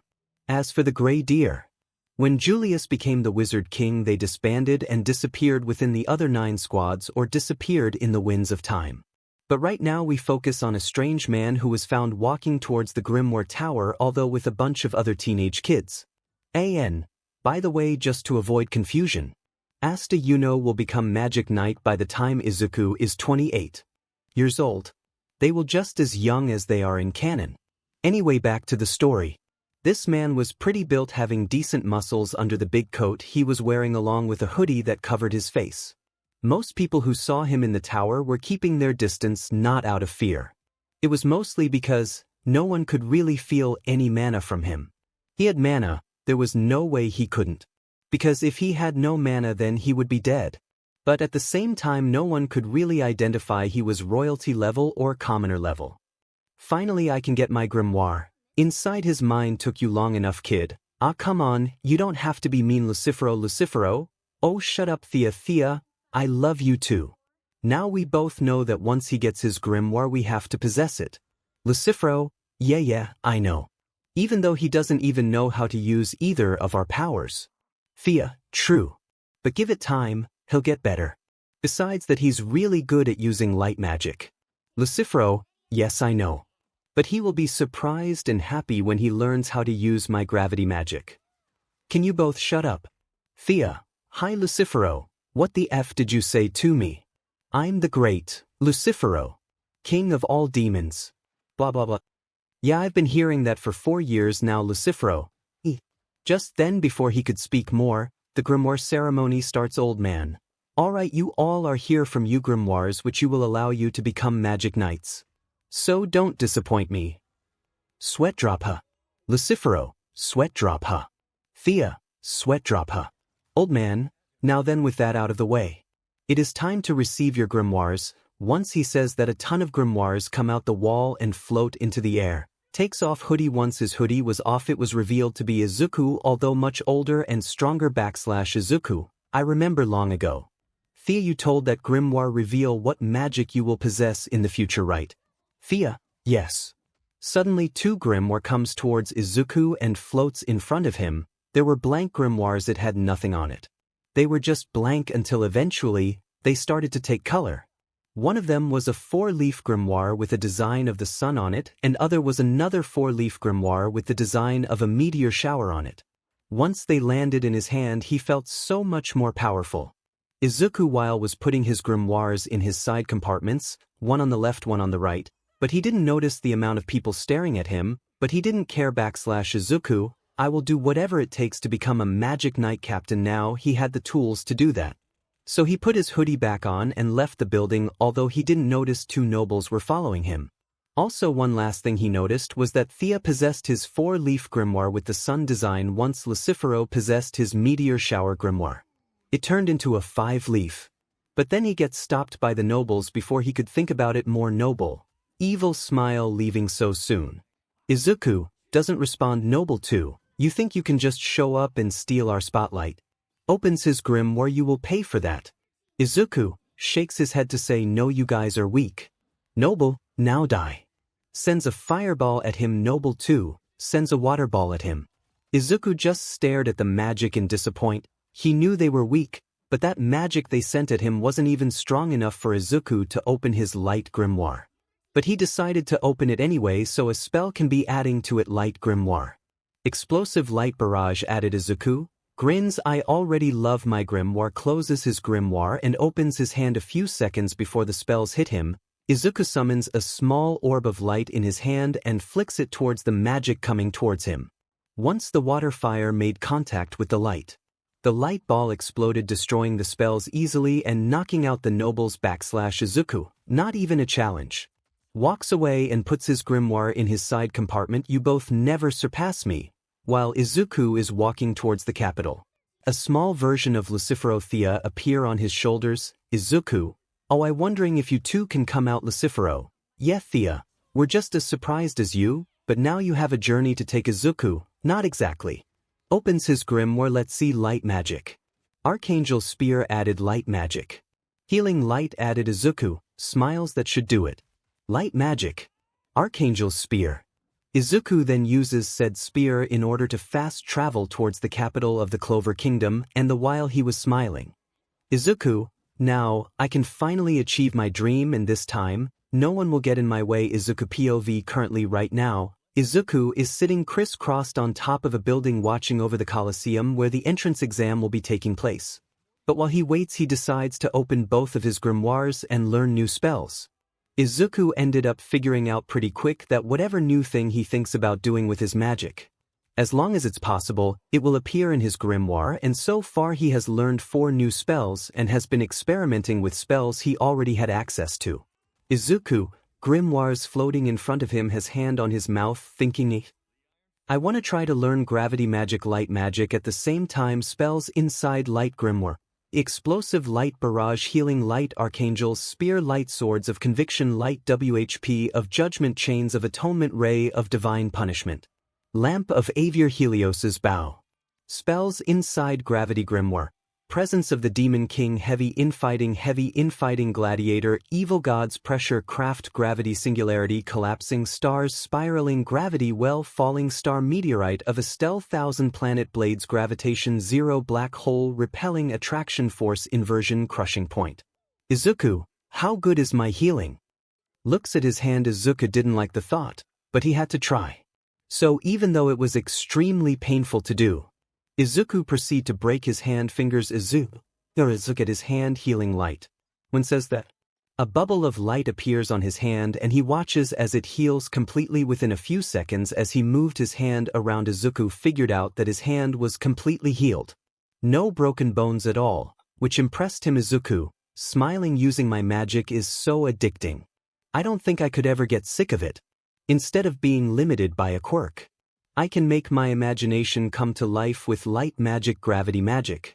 Although I haven't learned how to use gravity magic effectively yet, suddenly before Izuku could think more about it, he saw fireworks at the Colosseum. Izuku swipes his hand to the right which closes his grimoire. Grabs it and puts it the side compartment. All right, time to go. Starts to fly using light magic. Oh, I love flying. Flies away. As Izuku was flying towards the entrance exam, he was smiling and thinking about how far he had come to get to this point. Flashback. 5 years ago, once Izuku walked in the Forest of Eden. It was amazing since many things inside the forest so much different than a usual forest. Stronger creatures, deadly plants. The weather was off the charts. It would always rain in the forest, but that wasn't enough. It would rain so much that it would flood a section of the forest, so Izuku would mostly stick to the trees. All the while surviving in the strong magic region, he would regularly train with his magic.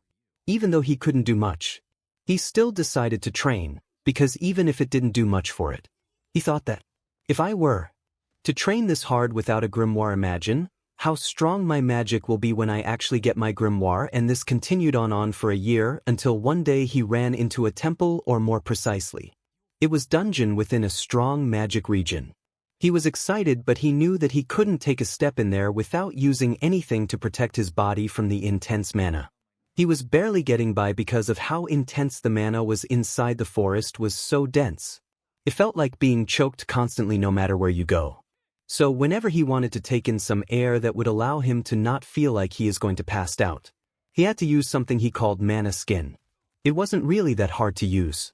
It was hard to maintain, that was the thing about it. For now he could maintain it for 10 minutes at a time. Izuku, sitting on top a tree, even though I know I can only use mana skin for 10 minutes. Excited, I can't help it. I have to explore it. When Izuku went into the dungeon, he instantly felt like difference in mana. It was like heaven earth, so he knew that if his mana skin failed, he would suffocate, die. But his excitement didn't allow him to leave this dungeon, and while he was searching through it, it was difficult because of all the rooms that looked the same and all the trap magic that he activated every so now then. But eventually, after about 6 minutes, he found the treasure room. It didn't have anything in it besides 2 things. One was a door that had a devil symbol on it, and another was a scroll that was glowing in a bright light. Hearing voices from the scroll calling to him, unconsciously without thought, Izuku walked towards the scroll, and once he was holding it, he felt something enter his body, and soon a woman covered in light appeared before him. He felt something enter his body, and soon a woman covered in light appeared before him, too. Opens eyes, looks at Izuku. Izuku looks back at her. Silence. Are you the one who freed me? Izuku, holding a blank scroll. Yeah, I think. What are you? I'm the spirit of light, 𝗧𝗂𝗧𝗏. Izuku, 𝗧𝗧𝗏. So does that mean you use 𝗧𝗧𝗏? Yes, I use spirit light magic, and now that you've touched the scroll, I am your spirit. Izuku, oh cool. 𝗧𝗧𝗏 frowns. All I ask is, please, don't abuse me. Izuku, smiling. Oh, I would never. I swear. 𝗧𝗧𝗏, smiling. I can tell by his mana, he's not lying. All right, I'm in your service. Since you don't have a grimoire, I will stay within your body. So once you get a grimoire, I will possess said grimoire. Why does this kid have a strong devil connection? Looks at the door. 𝗧𝗏 then noticed that Izuku was also staring at the door, and at the same time, since she was connected to him via soul right now, she could tell he was thinking about going in there. 𝗧𝗏 wanted to stop him, but she knew that she couldn't disobey her new Izuku. 𝗧𝗏, I know you think this is a bad idea. But being in this kingdom for a while has made me even more certain of what I want to be. I want to be a captain of my own magic knight squad. A place where the unwanted can belong. So I will go through with this, because if I want to unlock my full potential in this world, I must take risks where they're necessary. I feel like this is a necessary evil I must possess. Thea, okay. I believe in you. And Sir Izuku smiles and opens the door. Inside the room. It was dark for a second until a bunch of candles turned on without anyone in the room. The room was old, but there was something that was noticeable. It was a red summoning circle in the middle of the room. Izuku walks into the red circle. Suddenly a black fog started to surround Izuku, and once it cleared, he was in an unfamiliar land. There was nothing around anywhere. A weak-looking boy, but your magic is immense. Izuku turns around. He sees a something. It was a man or in it. Izuku wasn't really certain of what it was, but it looked like a devil. It was a male figure with a pale gray body with 4 black horns coming out his head with 4 black wings coming out his back. Well, it doesn't matter, you will still die. Izuku, what are you or who are you? Even though you will be dead in a few minutes, I will still tell you. I am one of the supreme devils of hell. 𝗓𝗵𝗲, the gravity magic devil. 𝗓𝗵𝗲, the gravity magic devil. Izuku, 𝗓𝗵𝗲. A supreme devil. I can sense his magic. It's basically bottomless. 𝗓𝗵𝗲. Well, enough talk. Goodbye now. Gravity magic. Presence of the Demon King. Once those words were said, Izuku felt the gravity hit him. It was like being crushed by a planet. He immediately fell to his knees, but however he would not just grovel and lose. Thea, this devil is too strong for you. You can't win. Izuku heard that. He felt an intense rage in him. He wasn't mad at Thea, but he was told to give up again. After all he did. After all the time he spent trying to chase his dream. He was now told to give up. Izuku, not again, not again. So many thoughts were rushing into Izuku's mind, but the thing that was mostly taking him over was a feeling that he hadn't felt in a while. Rage. And so as he begun to curse in his mind shut off and his thoughts became void. 𝗓𝗵𝗲 POV. When I used my gravity magic, the green-haired boy of course was knocked into the ground, and when he did, I was going towards him to finish this, but soon I felt a evil mana coming from somewhere. I turned around to search for the source. This mana felt just as evil as my own, which was saying something. But I soon figured out that it was coming from the boy I had just knocked over, and soon enough he started to stand up like a zombie, and once he was up, I saw it happen. His eyes turned from their usual green into a dark green, devoid of life. Once his eyes changed, I felt something in him change. I couldn't tell what it was, but I knew it was big. Silence. Izuku, standing still now doing a thing. 𝗓𝗵𝗲, even under the effect of my gravity, you don't feel anything, huh? Izuku, emotionless face. Again it was quiet. This pissed 𝗓𝗵𝗲 off until eventually the most bloodlust voice he had ever heard spoke. Izuku, demon light magic. Light swords of conviction. Just like that. Within the blink of an eye, thousands of black light swords shot towards 𝗓𝗵𝗲. On that day, Izuku was consumed by his rage once more. Usually, when that happened it didn't do anything. But since he now had the ability to use magic, being consumed by rage allowed Izuku to use extremely powerful negative magic, and once he did, he proceeded to fight 𝗓𝗵𝗲 for a whole 6 months straight, until one time during their fight, Izuku's eye returned to normal and he passed out, but not before leaving a mark. Currently on the battlefield, Izuku passes out 𝗓𝗵𝗲, panting hard. You truly are something, kid. You impress me. Falls to the ground and lays down on it. Forced me to use my magic to its full extent, even though you have no grimoire yet. Interesting. I want to speak to you. For the first time in history, the supreme devil 𝗓𝗵𝗲 was interested in a human. Izuku woke up after a couple minutes. Izuku, WH had happened. Sees 𝗓𝗓𝗲 standing above him. Stands up again, but feels extremely weak. WH, why are you just ending to here? 𝗓𝗓𝗲, I want to have a chat with you.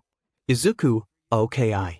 After talking for a bit, 𝗓𝗓𝗲 was interested in him even more than before. Izuku, well, since we are talking, I wanted to ask, what are your spells? 𝗓𝗓𝗲, I use gravity magic as you can tell.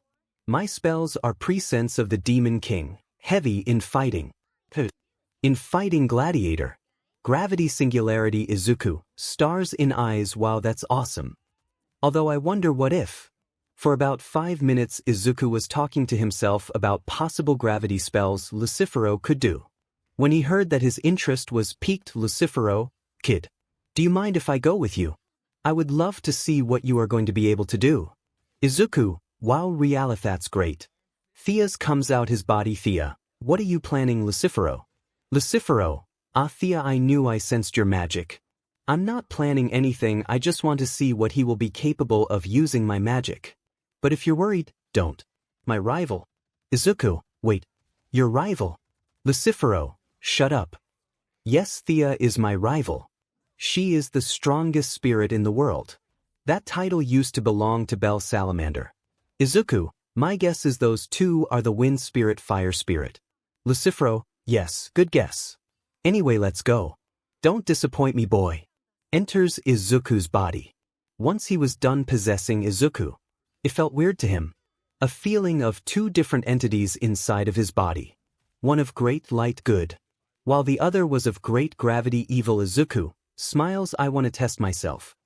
Looks at the ceiling. 𝗧𝗲, 𝗧𝗵𝗲, hold on. Izuku looks behind him to see 𝗧𝗵𝗲. 𝗧𝗲, what? 𝗧𝗲, your body is still too young, weak to use both our magics at the same time. 𝗧𝗵𝗲, actually more than that. He can't use our magic at all. But give it time, although I know a different method. Izuku, what's that? 𝗧𝗵𝗲, I will fully possess your body for a minute. If you truly want to take this power for a joyride. Izuku, thinking about it. All right, 𝗧𝗵𝗲, evil smile. Izuku, serious, but just 1 minute, okay? 𝗧𝗵𝗲, okay. 𝗧𝗵𝗲 then possesses Izuku's body fully, turning his skin a pitch black with 4 horns wings coming out of him. 𝗧𝗵𝗲, controlling Izuku's body. Gravity magic, gravity singularity. A black orb of gravity appears in his hand and he throws it at the ceiling, completely obliterating it, creating a hole in the ceiling which 𝗧𝗵𝗲 flies out of. 𝗧𝗵𝗲, gravity magic. Presence of the Demon King. Once he says that, a massive circle appears in the forest. Because of the crushing gravity, Izuku takes back control of his body. 𝗧𝗵𝗲 appears behind him again. So what do you think? Izuku, 𝗧𝗪𝗧. Excited. 𝗧𝗵𝗲, glad you like it. What am I saying? Do I actually care for this human? No, but 4 years later after that day, when Izuku met 𝗧𝗵𝗲, 𝗧𝗲, he became much happier than ever before. However, he knew that he couldn't rely on their magic boost, so he still decided to train himself. The way Izuku was thinking about it was, if I rely on their magic boost to fight, it means that without them both I would be weak. He didn't want that. So he trained and trained until his body broke, then trained more. As for 𝗧𝗵𝗲, he tried to deny it, but eventually after a while, he accepted that, for the first time in his long life, he actually cared about a human. It started one day when Izuku got hurt by a creature that lived in the strong magic region, and when he got hurt, 𝗧𝗵𝗲 without warning came out and protected him. Inside Izuku's mind, 𝗧𝗲, you know as well as I do. We both care about the kid. 𝗧𝗵𝗲, I would have said no before, but yes, I'll admit it. I care about him. I've lived my life through my selfish desires, and now he showed me that I can be more than that. 𝗧𝗲, if we're both in agreement, then I think it's finally time to tell the truth. That we've only been allowing him to use half of our full powers. 𝗧𝗵𝗲, all right then. But if we give him this, it means that he won't be able to use our powers at all until he is truly powerful enough to handle it. So that's what they did. The both of them had a conversation with Izuku, explaining how they had at first only allowed him to use half of their full powers, and once they did that, 𝗧𝗲's relationship with Izuku had grown much more than ever before.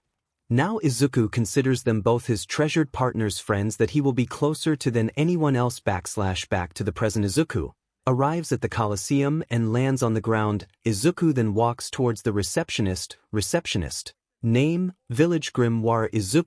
Izuku, freelancer. Pulls out both his grimoires and shows it to him. Receptionist. 2 grimoires. I've never seen a person with 2 grimoires before and with those kinds of design. All right, you are 178. Izuku, thank you. As Izuku walks into the Colosseum, he just stands there with a very happy smile on his face, and suddenly, without warning, a bunch of anti-magic birds come out on nowhere. Although none of them even came close to him. While that was happening, he heard the rest of the people in the exam talking about him. About how he said he was a freelancer, a 4-leaf grimoire, and that there were no birds around him. This pissed some of the nobles royals off, because they still had a small amount of birds around them. Eventually, though, after waiting for a couple minutes, the exam started with all the Magic Knife captains appearing up on the stands except for one. Izuku. Someone runs into him, turns around. Behind him was the Black Bull's captain. Yami Sukehiro. Izuku, oh hey. I know you. You're Yami. Deadly aura, who the hell are you, kid? Izuku gets closer to him and whispers, I know Julius. Yami, I see. Also, don't ever get that close to me again. Izuku, 𝗧𝗵𝗲, yes sir. Yami then goes back up to the seats and sits down. All the captains appear there as well. Izuku, I will have to join a squad first in order to become a captain of my own. William, attention, thank you for waiting. I will be the one starting the exam. Opens grimoire. Magic trees decent. A tree appears in the sky and comes down. Once it does, everybody is given a broom. Izuku, holding said broom, I have to fly on this. William, you've waited long enough. Now let the entrance exam begin. In a few moments we will begin a series of tests. The 9 Magic Knight captains will be serving as your judges, and when the exam is complete we will choose the members we want on our squads. If chosen, you are in. If more than one squad chooses you, you will decide on which one you would like to join. However, if you're not chosen by any squad, you will not become a Magic Knight. Now for your first test. You must use the brooms you've been given to fly. Everybody gets shocked, all except for Izuku and a couple of other people in the exam. But it was mostly due to cockiness for them, whereas Izuku was confident in himself. William, enough talk. Now begin. Izuku shakes his head no, flies up towards the captains. Excuse me. All captains, shocked William, yes. Izuku, may I be allowed to fly without my broom, or must I use it still for the exam? Nozzle, he's not using his magic ability Charlotte. He's just flying using pure mana. William, no, you must fly on said broom in order for it to count. Izuku, Bow's head, thank you for answering my question. Excuse me. Floats down to the ground. Izuku, although reluctant, sits down on his broom and makes it fly high into the sky. 𝗧𝗵𝗲 appears on his shoulder, annoyed. Sitting on this broom is leaving a bad taste in my mouth. Izuku, I know. Especially when I can fly without a broom. Oh well. Whatever I have to do to pass this exam. The broom test ends, and once it does, Izuku crushes all the other tests. Like the magical ability test, creation magic test, the developmental magic test, and then came the last test. Izuku, alright, well, time for the last one. William, for the last test. 𝗕𝗁 must fight each other, so don't hold anything back. William, we have mages wielding recovery magic standing by if you get injured, so don't hold back. Izuku, alright, should be simple enough. While Izuku was standing there, no one came towards him, since they had been watching him, so they all knew how strong Izuku was. Even though he was holding back throughout the whole entrance exam, well, he really had no reason to actually try since the tests weren't that hard. But he still wanted to show off, so he decided that for the last test, he would pull out all the stops. Izuku, I want to get better at using gravity magic. So sorry, 𝗧𝗏. Izuku could feel 𝗧𝗏 pouting inside of his grimoire, which made him chuckle, but he wasn't going to stop. Izuku, let's do this, 𝗧𝗵𝗲. He then felt 𝗧𝗵𝗲 smile evilly, which made him happy. Izuku, he may like me, treat me like a partner, but he is still a devil. Suddenly a royal walks up to Izuku and talks to him. Hello, my name is Owen. I'll be your opponent. Izuku smirks, very well. Mage, we're ready for the first fight. Izuku, coming. They both go the middle of the arena. Owen, you ready, you filthy commoner? You're just a nobody, and because of that, I will crush you. Opens his grimoire. Gravity magic. Crushing gravity ×5. Izuku, shocked but amused. A mirror match, huh? Very well, I'll play. Just I'm about to teach you how much of a better player I am than you. Gravity magic. Presence of the Demon King. The spell Owen threw at him suddenly stopped and disappeared. Owen, what? You cheater! How did you Izuku? You're not the only one who can use gravity magic. Izuku then uses his gravity magic to remove the weight from his body, making him faster. Owen copied what he did, and then they both took to the sky and started fighting as sparks of purple energy came off the both of them. Izuku aims hand at the ground gravity magic. Evil God's pressure craft. 3 rocks then come out the ground and form into giant swords which Izuku shoots at Owen. After he does that, he pulls 1 more rock out the ground and casts another spell. Izuku, gravity magic. Heavy infighting gladiator. Rushes towards Owen. Owen didn't know what to do, since he had been watching Izuku throughout the whole exam and was jealous of him, since he was the one who stole the whole spotlight from him. But once he was fighting him, he realized how difficult this actually was, casting high-level spells back to back. But he wasn't going to lose here. Owen. Alright then. My strongest spell. Increased gravity by 20 times. Nosebleeds. Izuku notices that Owen's nosebleeds because his mana control wasn't good enough to handle his own spell. Owen dodges all the swords and flies towards Izuku. I will be the one to win, you're just a nobody. Izuku didn't say anything, because he finally realized why this guy reminded him of someone. He reminded him of Bakugo, a superiority complex, a inferiority complex at the same time. Izuku laughs a little before getting serious. I'm done playing with you. Extends his hand outwards. Izuku didn't move as he was just floating there as Owen was racing towards him. The very second before Owen hit Izuku, something happened that surprised everybody. Izuku, gravity magic. Crushing point. Then without warning Izuku crushed the gravity in front of him so hard, it warped space. Owen appears on the ground. What the? Izuku, standing in front of him. Hey. Owen, what happened? I thought I hit Izuku. No. You're weak. But I'll tell you. Did you know that if you crush gravity hard enough in an area in front of you or anywhere, you can warp space? Although I don't know why I'm telling you this, 'cause you will never have enough magic to do that. Owen, well, if that's the case, let's continue the fight. 𝗬𝗲𝗪𝗐. Izuku, no, it's over already. Owen, feels pain and looks down. When he looks down, he sees that he has a sword impaled into his stomach. Owen, BLD comes out his mouth and falls to the ground. Bastard. Unconscious. Izuku, disappointed. Not even worth a warm-up. Mage, match over. Exam member 178. Izuku wins. Everyone shocked and cheering. He totally flattened a royal. Izuku walks away and leans on the wall. Crosses his arms, closes his eyes. After about 20 minutes, all the fights come to an end, although none of them were able to entertain Izuku. So he just took a small nap. This pissed some people off. But they didn't dare approach him, since they had seen how strong he was in the first fight. So none of them said anything, just held their tongues. At the end of the battles, Izuku opened his eyes and walked back in the middle of the Colosseum. 𝗬𝗪𝗧𝗪. Show off. Izuku, oh come on you two. You know that I'm leagues stronger than every single one of the people in this exam. Charlotte. Alright, now that the exam is over, we will be choosing who we want on our squads. If I captain raises their hand for you, then you are in. If more than one captain chooses you, it will up to you to decide which squad you will join. Nozzle, but if no squad picks you, leave at once. Random mage, contestant 1, come forward. Do we have any hands? No one raises their hand, and this continues with people getting called up and the captains raising their hands or not raising their hands at all until eventually, random mage, contestant 178, come forward. Izuku clenches his heart and walks up with confidence. Random mage, do we have any hands? Once Izuku looks up, he sees that all the captains raise their hands for him. Izuku, relief, all of them, not really surprising, but I won't be cocky.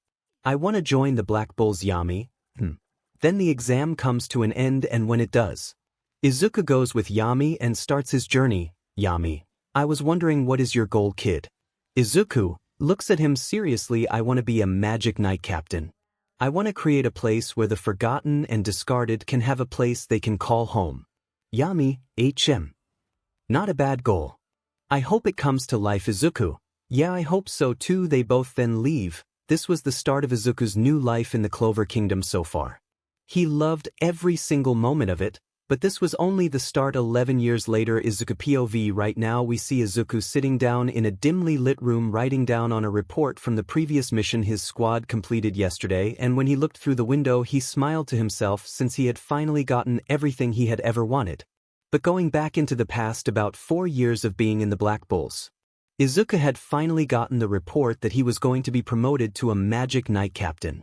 He got this report by the age of 19, making Izuku the youngest person to ever become a captain. Izuku, about to leave the Black Bulls base, but turns around to see Yami, salutes. "I will never forget you, Yami. I hope even though I will no longer be a part of your squad, we can stay friends, Yami." "Yeah, friends." Extends out hand to Izuku, fist bumps him. "Next time I see you, Yami, it'll be as a captain." Once he got that news he was so happy. Happier than he had ever been in his whole life, and when he knew that, he rushed towards the capital to see the Wizard King. Izuku walks into an office. At the window he saw Julius standing there looking out the window, and soon he turned around. Julius turns around to look at Izuku. "Hello, Izuku. You've really grown up, Izuku." "Thank you, Julius, for everything you've done for me." "Julius, you're welcome. But this is also because of your hard work. So now I appoint you as the 10th Magic Knight Captain." When he heard those words, Izuku wanted to cry. Because finally, after all the hard work he had done and after all the suffering he went through, he could finally have what he wanted most in life now. "Izuku, thank you, sir." Julius smiles. "So what will you name your squad?" Izuku, "Good question." Snaps fingers. "Oh, I know. I want my squad to be named the Dark Shadow Dragons. My squad will be a squad that doesn't care about the spotlight, nor will we be praised. We're going to protect our kingdom from the shadows while the others will be protected from within the light." Julius, "Nice name and I wish you luck." Extends his hand for a handshake. Izuku shakes his hands. "Thank you." Izuku then leaves the office and flies out the kingdom. Izuku, floating in the sky. "All right, my first mission should be to look for a base of operations. Actually, wait, I'm basically rich since I've never spent my money. I usually eat the wild creatures that I kill and cook." Flies back towards the kingdom. "I want it to be Japanese style." 6 months later, Izuku currently is staring at the building he wanted to have built, and it came out perfect. Izuku currently is staring at the building he wanted to have built, and it came out perfect. Dark Shadow Dragon's base. Izuku sheds a tear. "It's perfect." Lucifero laughs. "Pages." Izuku, "Shut up. Anyway, now I need members." This came later in his life. So for the time being he was a captain of a squad with no members. But when Izuku turned 20 and during the next exam, he recruited 2 more by the name of 𝗲𝗏𝗏. By 21 he recruited 2 more people named Ain Kidorigafuchi Hidakizuna, and lastly when he was 23, that was the time he recruited the most people. He recruited 6 more people, and at that time, he decided to stop. Izuku didn't want any more people on his squad. Izuku didn't want any more people on his squad. Ain Kidorigafuchi. Magic. Spatial. Ain has the ability to cut through create portals with her magic. Hidakizuna. Nightmare magic. The opposite of Dorothy dream magic. The ability to create creatures' weapons out of people's nightmares. 3 of the 6 people he recruited were male. Named Daniel. Smoke magic user Daniel Leo. Concrete magic user Leo. Lastly was Sebastian. Video magic user Sebastian. As for the other 3, they were female. Named Ava. Paint magic user Ava Linda. Sound magic user Linda. Lastly is Mary. BLD magic user. All these people who made up Izuku's squad were saved by him in one way or another. They all had unwavering loyalty towards Izuku because of his kindness, and because of that, most of them were abandoned or thrown out due to by freaks. But during their time of greatest need, that's when Izuku would save them from drowning in despair.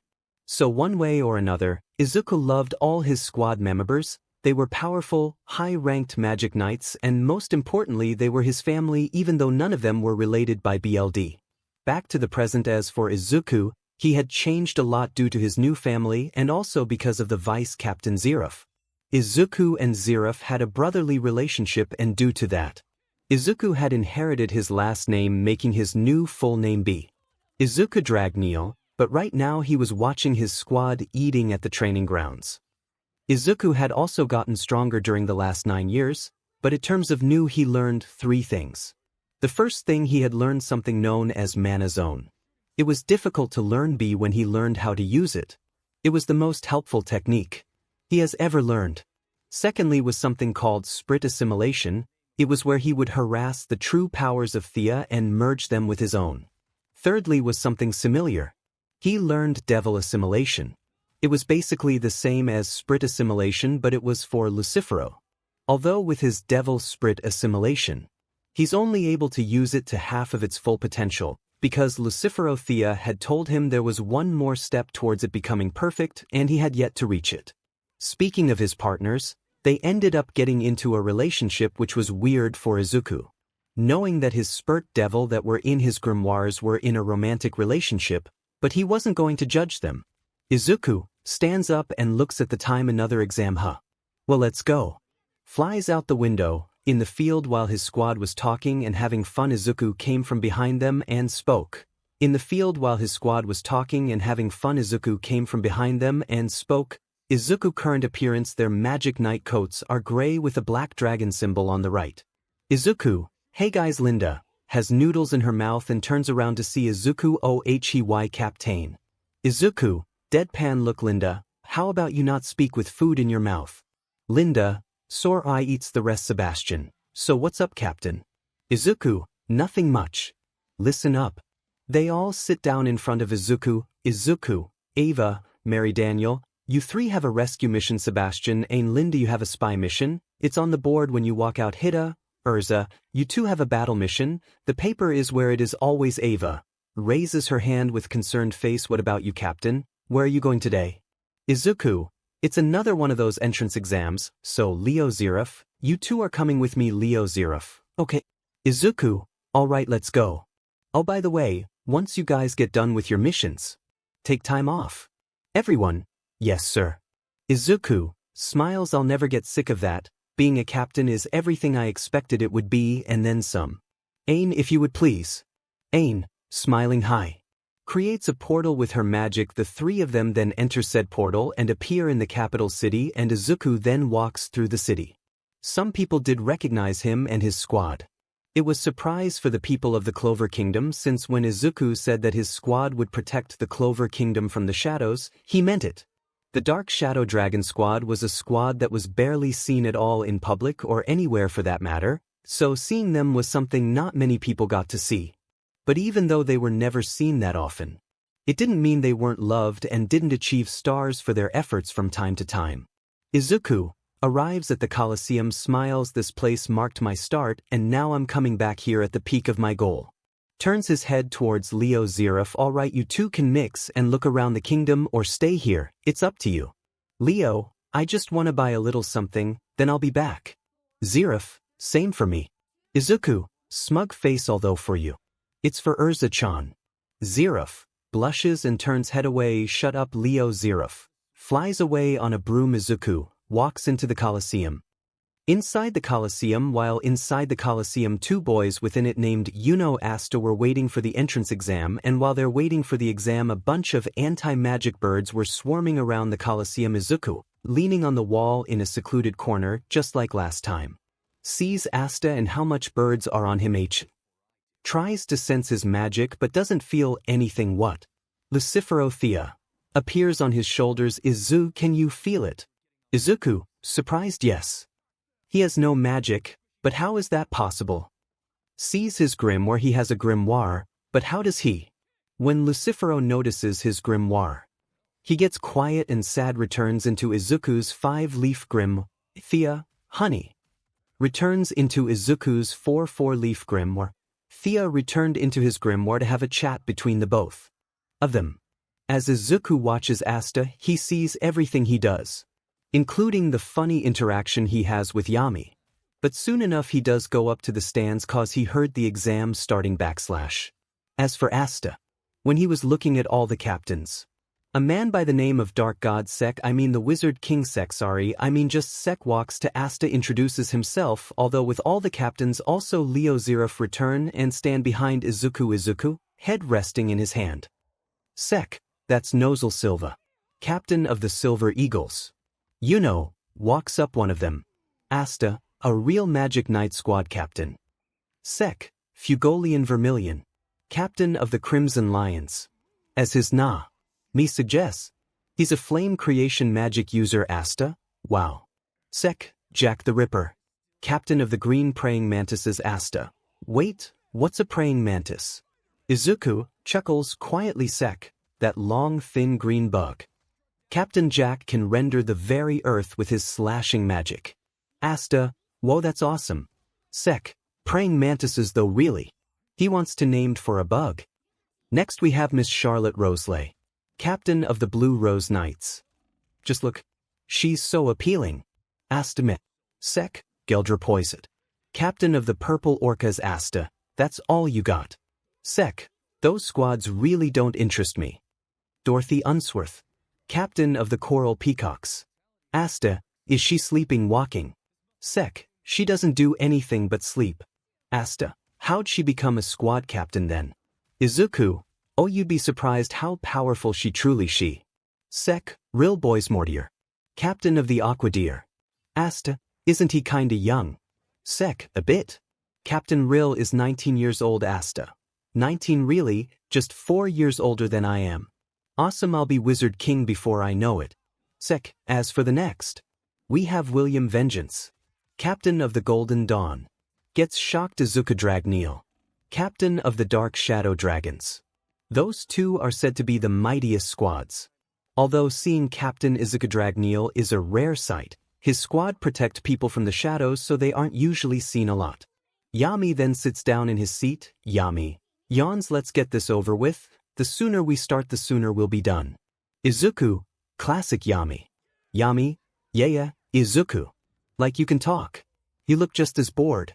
William, this exam is going to decide these kids' futures. You really shouldn't take it so lightly. Yami, you take it seriously enough for all of us. All the captains here in one place. Soon enough the exam starts, and it was just like how it always was. It would always give Izuku a weird feeling to see it. Izuku sees the same tree as last time. 𝗧𝗏𝗏, staring at Izuku. William, right now, these two are the ones who are the closest becoming the Wizard King. The exam goes as usual, just like canon. All the captains do notice that 𝗧𝗏𝗏 couldn't do a single one of the tests right, and eventually they get to the last test, and like in canon, 𝗧𝗏𝗏 destroys destroys Salem. In the end of the exam, once goes up, everybody choices him, well, except for Izuku. Izuku wasn't going to raise his hand for anyone in this exam. And as for 𝗧𝗏𝗏, no one chooses him, although before he walks off, Yami goes to him and releases his aura. Izuku, looking at Yami, and now standing here magicless and pathetic. Can you really say you have what it takes? That you're strong enough to be the Wizard King?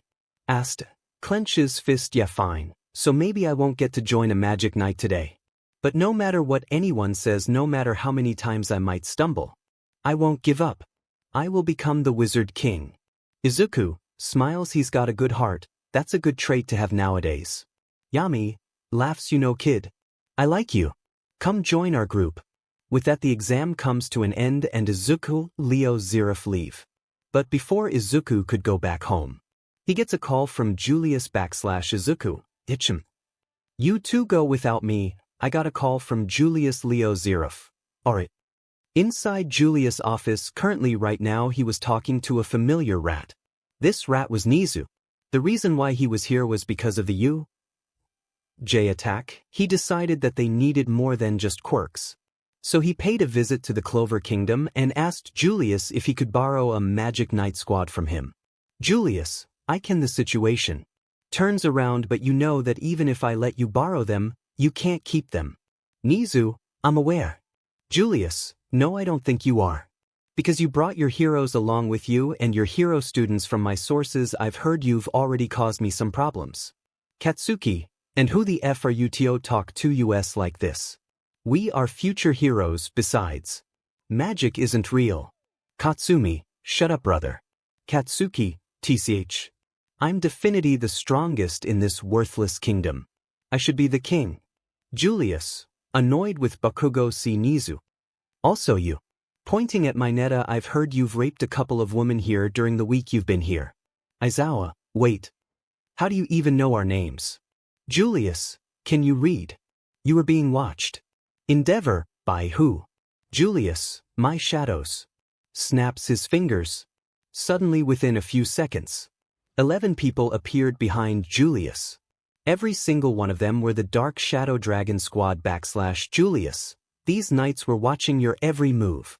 I know everything about you all, including your weaknesses. Especially you all might. I've heard that you keep trying to apply Japanese rules to this place and telling people to stop using their powers. Well, listen. This isn't Japan, so keep trying to harass my people and you will figure out how truly powerful a mage can be / During the years that Izuku was gone out their lives, All Might Inko turned into even bigger assholes. As for Nijire, she got over Izuku's death, but she still loved him to a degree, so when man would try to ask her out she would always say no. Suddenly out of nowhere, Katsuki gets ready to attack.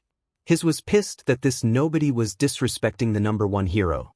But he soon got a rude reality check as before his arm could even lift from his waist. Eva was pointing her fingers at his stomach and Erza had a sword to his neck. Go on, try it. I won't hesitate to remove your head. Eva, I will blow a hole through you, so go ahead. Make a move. Katsuki, frozen in fear. Nijire, I'm sorry for him. Please forgive him just once. Eva. Erza, you're respectful, surprising. Since all the heroes here are disrespectful but you are an exception. Izuku, stand down. Erza. Eva. Eva. Erza, closes their grimoires high. Captain. Nijire was frozen. She heard that voice and instantly recognized it. Even though it sounded older. She instantly recognized it. Nijire looks to the right and sees him. Cries Zuzu. Izuku, looking at her with a gentle smile. Hey Nijire. It's been a while.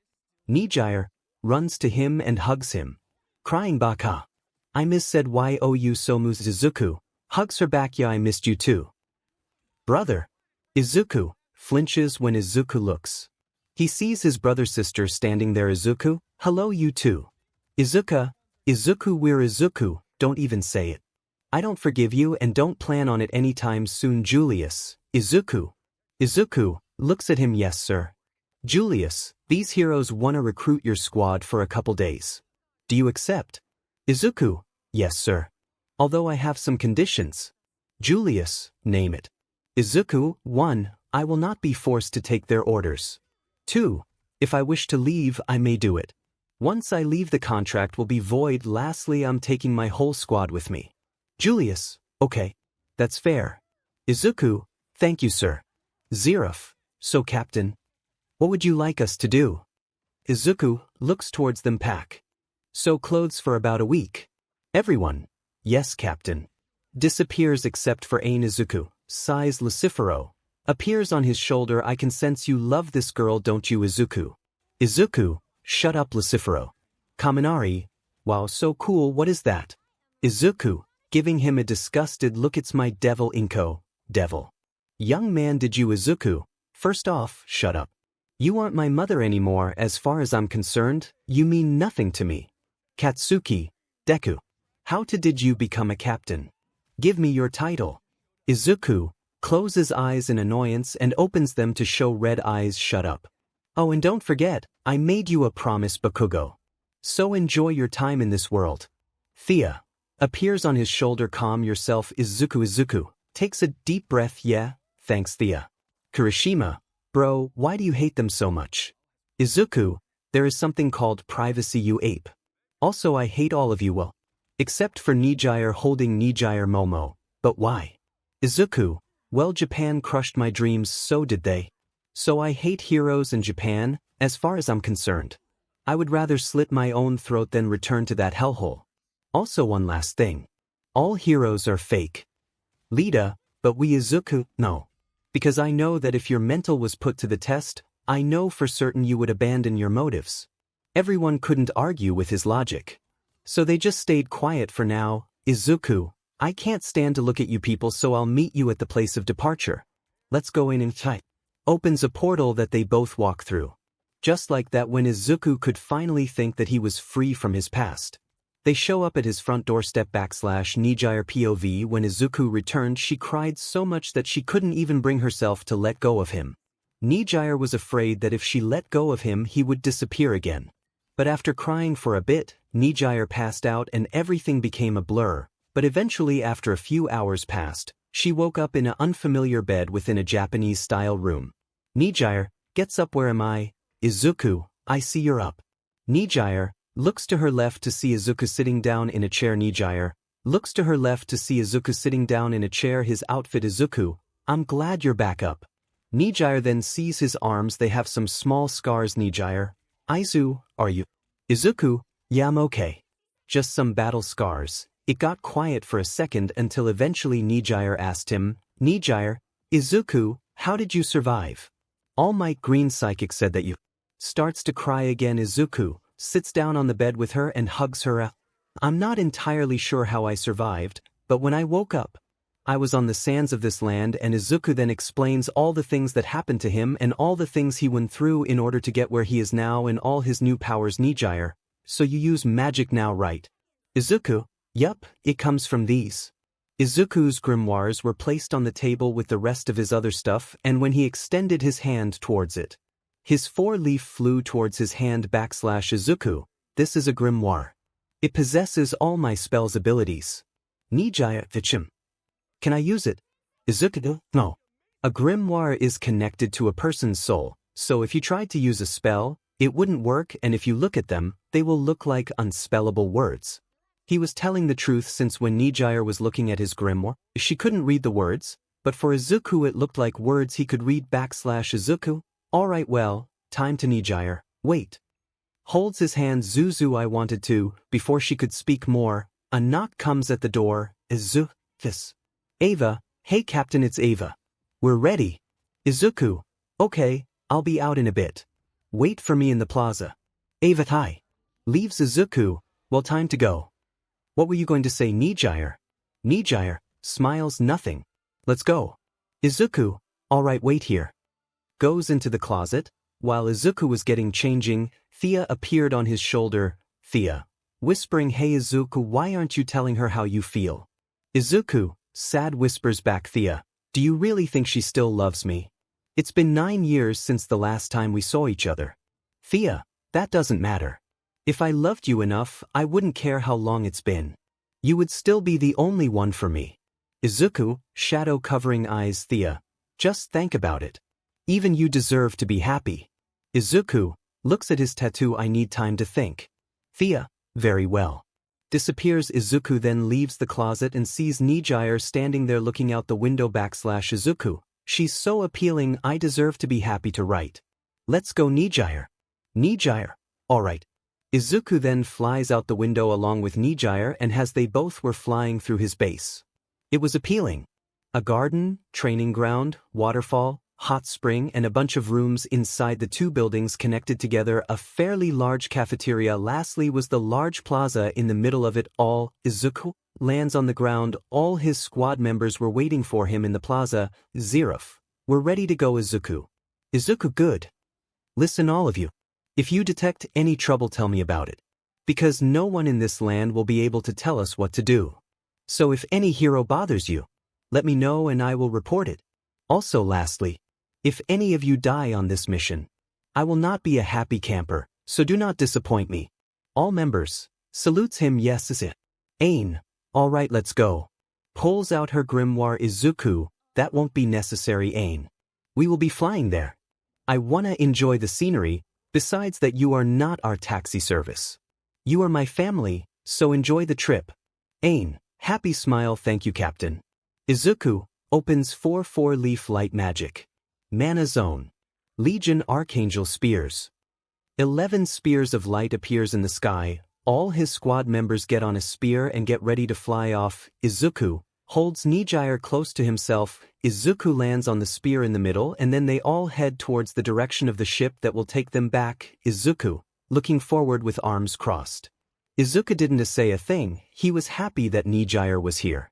But he was also not in a good mood, since he was heading towards Japan again. His personal hell, and yet he was returning to it. He would much rather stay here in the Clover Kingdom. All his squad members noticed their captain's emotional turmoil and decided that they would speak with him. Eventually, after 30 minutes of flying, they reached the docks where Julius along with Marx and a couple of the captains, and they all wished them goof luck. Julius extends out hand, returns safely Izuku. Izuku grabs Julius' hand with a smile. "I will, sir, without fail." All the heroes get on the ship, including Nijire. "Izuku, all right. Linda, wait. Captain, we want to have a talk with you." Izuku turns around to look at his squad members /Sebastian. "We don't want you to think you don't deserve happiness." "Izuku, what brought this up?" "Daniel, we've seen how you stare at that girl named Nijire." "Leo, we just want you to know, Captain. Whatever decision you make, we all will support you." 𝗳𝗏𝗄𝗎 agreed. Izuku looks back at the ship but smiles. "Thank you guys. I really appreciate it." They get on the boat and soon enough it sets sail towards Japan. However, this time it avoids the strong magic region, and while at sea, Izuku's squad members start having fun and start a party inside the ship's nightclub. Dancing, drinking, laughing, just playing games /. While in the club, Izuku was drinking as well. But he wasn't joining his squad, he was just sitting in the back drinking by himself while thinking. Izuku, watching his squad 𝗧𝗏𝗧𝗏, kissing holding half-full drinks. 𝗕𝗏𝗏, kissing holding half-full drinks. Izuku smiles. "Well, that makes two. Do I deserve it as well?" Gets up and leaves. Mary Ava sees their captain leave and are about to follow him. Leo Daniel stops them. "He'll be fine. Besides." Nijire followed behind him. Outside on the deck of the ship, Izuku was leaning on the railings staring at the ocean with his eyes closed. He couldn't lie to himself anymore. He was lonely. He still loved Nijire. But he still knew that it's been 9 years, so she probably didn't feel the same way anymore. But he couldn't have her anymore. He was fine with that. He would only love her from a distance now. "Izumi, brother." Izuku turns his head a little. "What do you want?" "Izumi, I just wanted to say, I'm sorry for everything I did to you. I was hoping that we Izuku, you say we could try to a family again. I'll kill you." "Izumi, why do you hate me?" "Izuku, you already know the answer to that. You were the one who broke her promise to me. Did you even bother to remember?" Izumi couldn't tell what he was talking about. "Izumi, what is it?" Izuku, 𝗕𝗏𝗁, drinks the rest of his alcohol and throws it in the trash. Looks at Izumi with hate. "We made a promise when we were kids. It was that when we become heroes, we would always look out for each other. I was so happy back then, but never in my life did I think that my own siblings would betray me. I loved you, both of you, with all my heart. Now, sister, do you want to know something?" Izumi nods. Izuku, now I feel nothing for you. No love, no admiration, no pride. Now I only feel hate towards you and Inko Tashinori, and yet here you are trying to get back. And oh, because now I am happier than ever before, and now I am something more than a stupid hero. I am the captain of the Dark Shadow Dragons, and that means more to me than anything you could possibly offer me right now, so no matter what you do, I will never forgive you. Any of you. Turns around. "Go away, Izumi. I don't want to talk to you anymore." Now after all this time the harsh reality finally set in for Izumi. Izuku was no longer her brother, as far as they were concerned. None of them were his family anymore. Izumi, "Okay, I'll leave." Turns around but stops and says, "Son, last thing Izuku, just know. I wish I could turn back time. Because if I could, I promise, I would have treated you like a younger sister should. Goodbye." Walks away. Izuku had no emotion on his face. Usually someone would cry from that. But he didn't. He meant it when he said that they meant nothing to him anymore. So he had no tears to spare for them. This left him outside enjoying the breeze and staring at the ocean. Izuku extends arm out towards the darkness and clenches his fist. Smiles. Who knew that the sounds of the ocean water, a gentle breeze, could be so comforting? Zuzu. Izuku turns around to see Nijire wearing a blanket. "Nijire, it's cold, come inside." Izuku hadn't noticed since he was unconsciously using mana skin to stay warm. But it was wasting mana. Not that it was problem. Even without using 𝗬𝗏𝗏𝗧𝗏𝗏's mana boost, Izuku still had just as much as a top 3 squad captain. "Izuku, yeah, it is pretty cold." Leaves with her. They both then walk into the ship and Nijire then leads Izuku to her room. Once they arrived, Izuku blushed at the idea, but he still walked in and got ready to sleep. Nijire, sitting on the bed, Izuku, sitting on the edge. It was quiet until eventually Izuku couldn't take it anymore and spoke. Izuku, I'm so sorry. Nijire. Nijire, what? Izuku, I'm sorry for everything. I'm sorry I left you by yourself all these years. Nijire, shadow covering her eyes. Izuku, I didn't mean to cause you pain. It was just, I tried so hard to hold on. Nothing else mattered to me besides holding on for you. But I just couldn't take it anymore and left without a thought. Thought that if I put so much distance between us, I would be happier. Tears dropping on the ground. Booty no matter how hard I try to forge ti just 𝗕𝗁𝙢𝐴𝐻𝐿 and yet. Looks back at her with tears in his eyes. I still love you, but I know it's been a while, so you don't have to love me back or like me. I just wanted you to know that. About to stand up. Although before Izuku could stand up, he felt two gentle arms wrap themselves around him. Nijire, quiet voice. I get it. If I was you, I would have probably ran away as well. But even though you tried to forget, I don't blame you. I tried to forget too. But I just couldn't, like you. You were always the one I thought about in my most difficult moments, so in the end what I'm trying to say is that. Stands up and gets in front of Izuku. Holds his cheeks with her hands and makes him look at her. I love you too. Izuku. Izuku, eyes widen before smiling. I'm glad we feel the same way. I've missed you so much. Nijire, me too. It got quiet again after that and Izuku and Nijire just stared into each other's eyes. Shining green and bright blue staring at each other. Nijire sits on his lap. Izuku wraps his arms around her waist. Izuku Nijire, faces slowly approaching each other. In that quiet room, Izuku Nijire. The lovers separated by tragic moments shared between family, and yet none of that mattered as their faces got closer until eventually. Because it was sweet between the both of them as they continued to make out throughout the night. But it was good for them as well, and once they had kissed, the 9 years of long loneliness they both had felt was now gone. They started at 10 and stopped at about 12. It was kind of a way to tell each other that I've missed you more than anybody else and that I love you more than anyone. I don't own this image. I don't own this image. This is how they're sleeping. Once their love session was over, they both fell asleep quickly, holding each other close while smiling, and that marked the end of their night. However, it was the start of their permanent relationship. Right now in the middle of the day, a certain cruise ship arrived at the docks of Japan. Most of the heroes who were on it woke up early, but the visitors they brought with them were still asleep from partying so hard last night.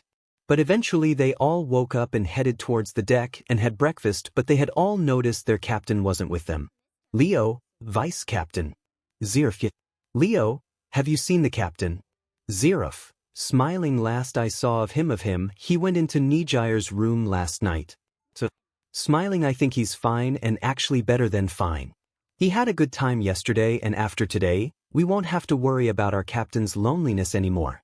All of the Dark Shadow Dragon members smiled. They were happy for Izuku. Linda, should we wake him? 𝗧𝗵𝗲. No, let him wake up, it'll be better. Mary, alright.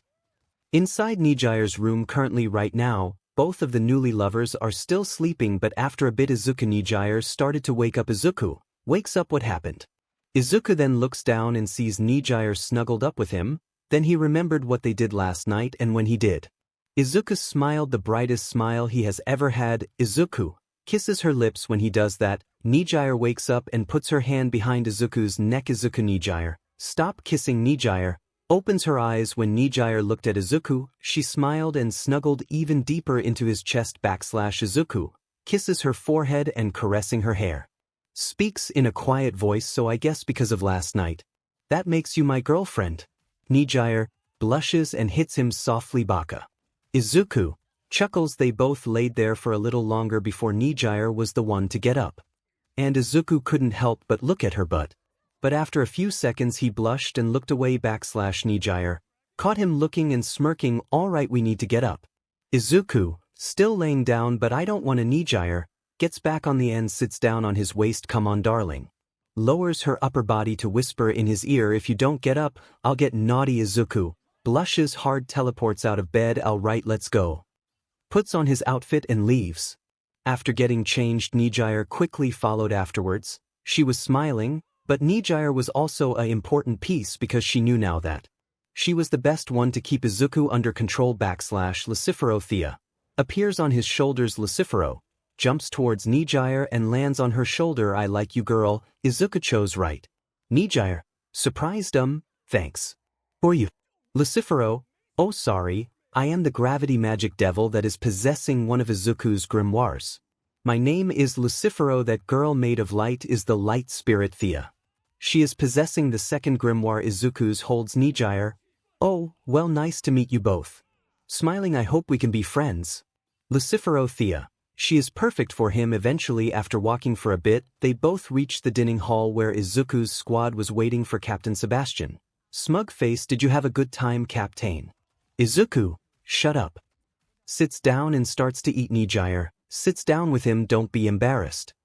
Kisses his cheek. Yes, we did have fun, and now he has a loving girlfriend to take care of. Izuku blushes and looks away. Nijire giggles. 𝗧𝗏, don't be embarrassed, Captain. We're happy for you too. All members. Yeah. Izuku smiles. Thank you guys. As they got done eating, everybody left the ship and walked into the building. There were a lot of reporters, but none of Izuku's squad members answered their questions. /Izuku goes to 𝗓𝗏, whispers 𝗓𝗏, remember, if I ever say we're leaving, open a portal to the Clover Kingdom. 𝗓𝗏, yes sir. They soon arrive at the entrance where there were 3 limos waiting for them, and they soon entered the cars, and when they did, they drove towards you, along with some police helicopters. Inside the car, Nijire sat next to Izuku, keeping him calm, not getting angry.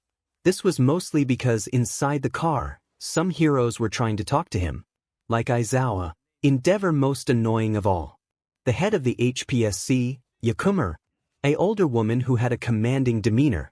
But by reading her mana, Izuku could tell she was dangerous, was trying to figure out how to exploit their powers. Yukumaru, so we hope that we can have some cooperation between us. Holds out her hand for Izuku to shake. Izuku, eyes narrowing, and doesn't shake her hand. The air starts to get tense because of the fact that Izuku did not shake her hand, and a couple of HPSC members were getting angry at the fact. But they also acknowledged Nijire's presence. Member 1, why is this girl even here? Member 2, right? This is a serious meeting that she has no place in. 𝗧𝗏, hey. Every member looks at 𝗧𝗏. 𝗧𝗏, I would watch your mouth if I were you. Our captain doesn't even want to be here, and at the same time, we've only been here for 5 minutes, and yet I don't want to be here anymore. Member 4, but still Ava, can you shut up? She's not done talking. Looks at 𝗧𝗏. You can continue. 𝗧𝗏. 𝗧𝗏, thank you, Ava. Lastly, Nijire, the girl you just disrespected is the only reason why our captain is able to stomach your presence. Constant babbling. When she said that, they all looked at Izuku, who looked like he was sleeping while Nijire was hugging him. Although that wasn't true. He was fully awake and listening to everything, and it pissed him off. But it was true, just like 𝗧𝗏 said, Nijire was the only reason why Izuku was staying calm. Izuku sighs, opens eyes. She is right, you know, and besides that, no matter what you say will not change my opinion. I have a deep-seated hatred for Japan. So can you please just shut up and enjoy the ride? Nijire, Zuzu, please ebe nice. Izuku sighs, okay love.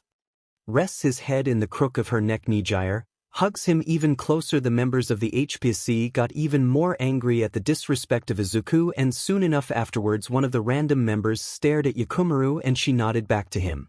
When she did, the random member of the HPSC spoke into a mic in his shirt quietly, so no one was able to hear it, and while Izuku was relaxing, no one, not even his squad members, knew that Izuku had his mana zone active. Izuku's mana zone is size of a 2-story house and as wide as 3 houses put together, so nothing was going to get in his blind spot.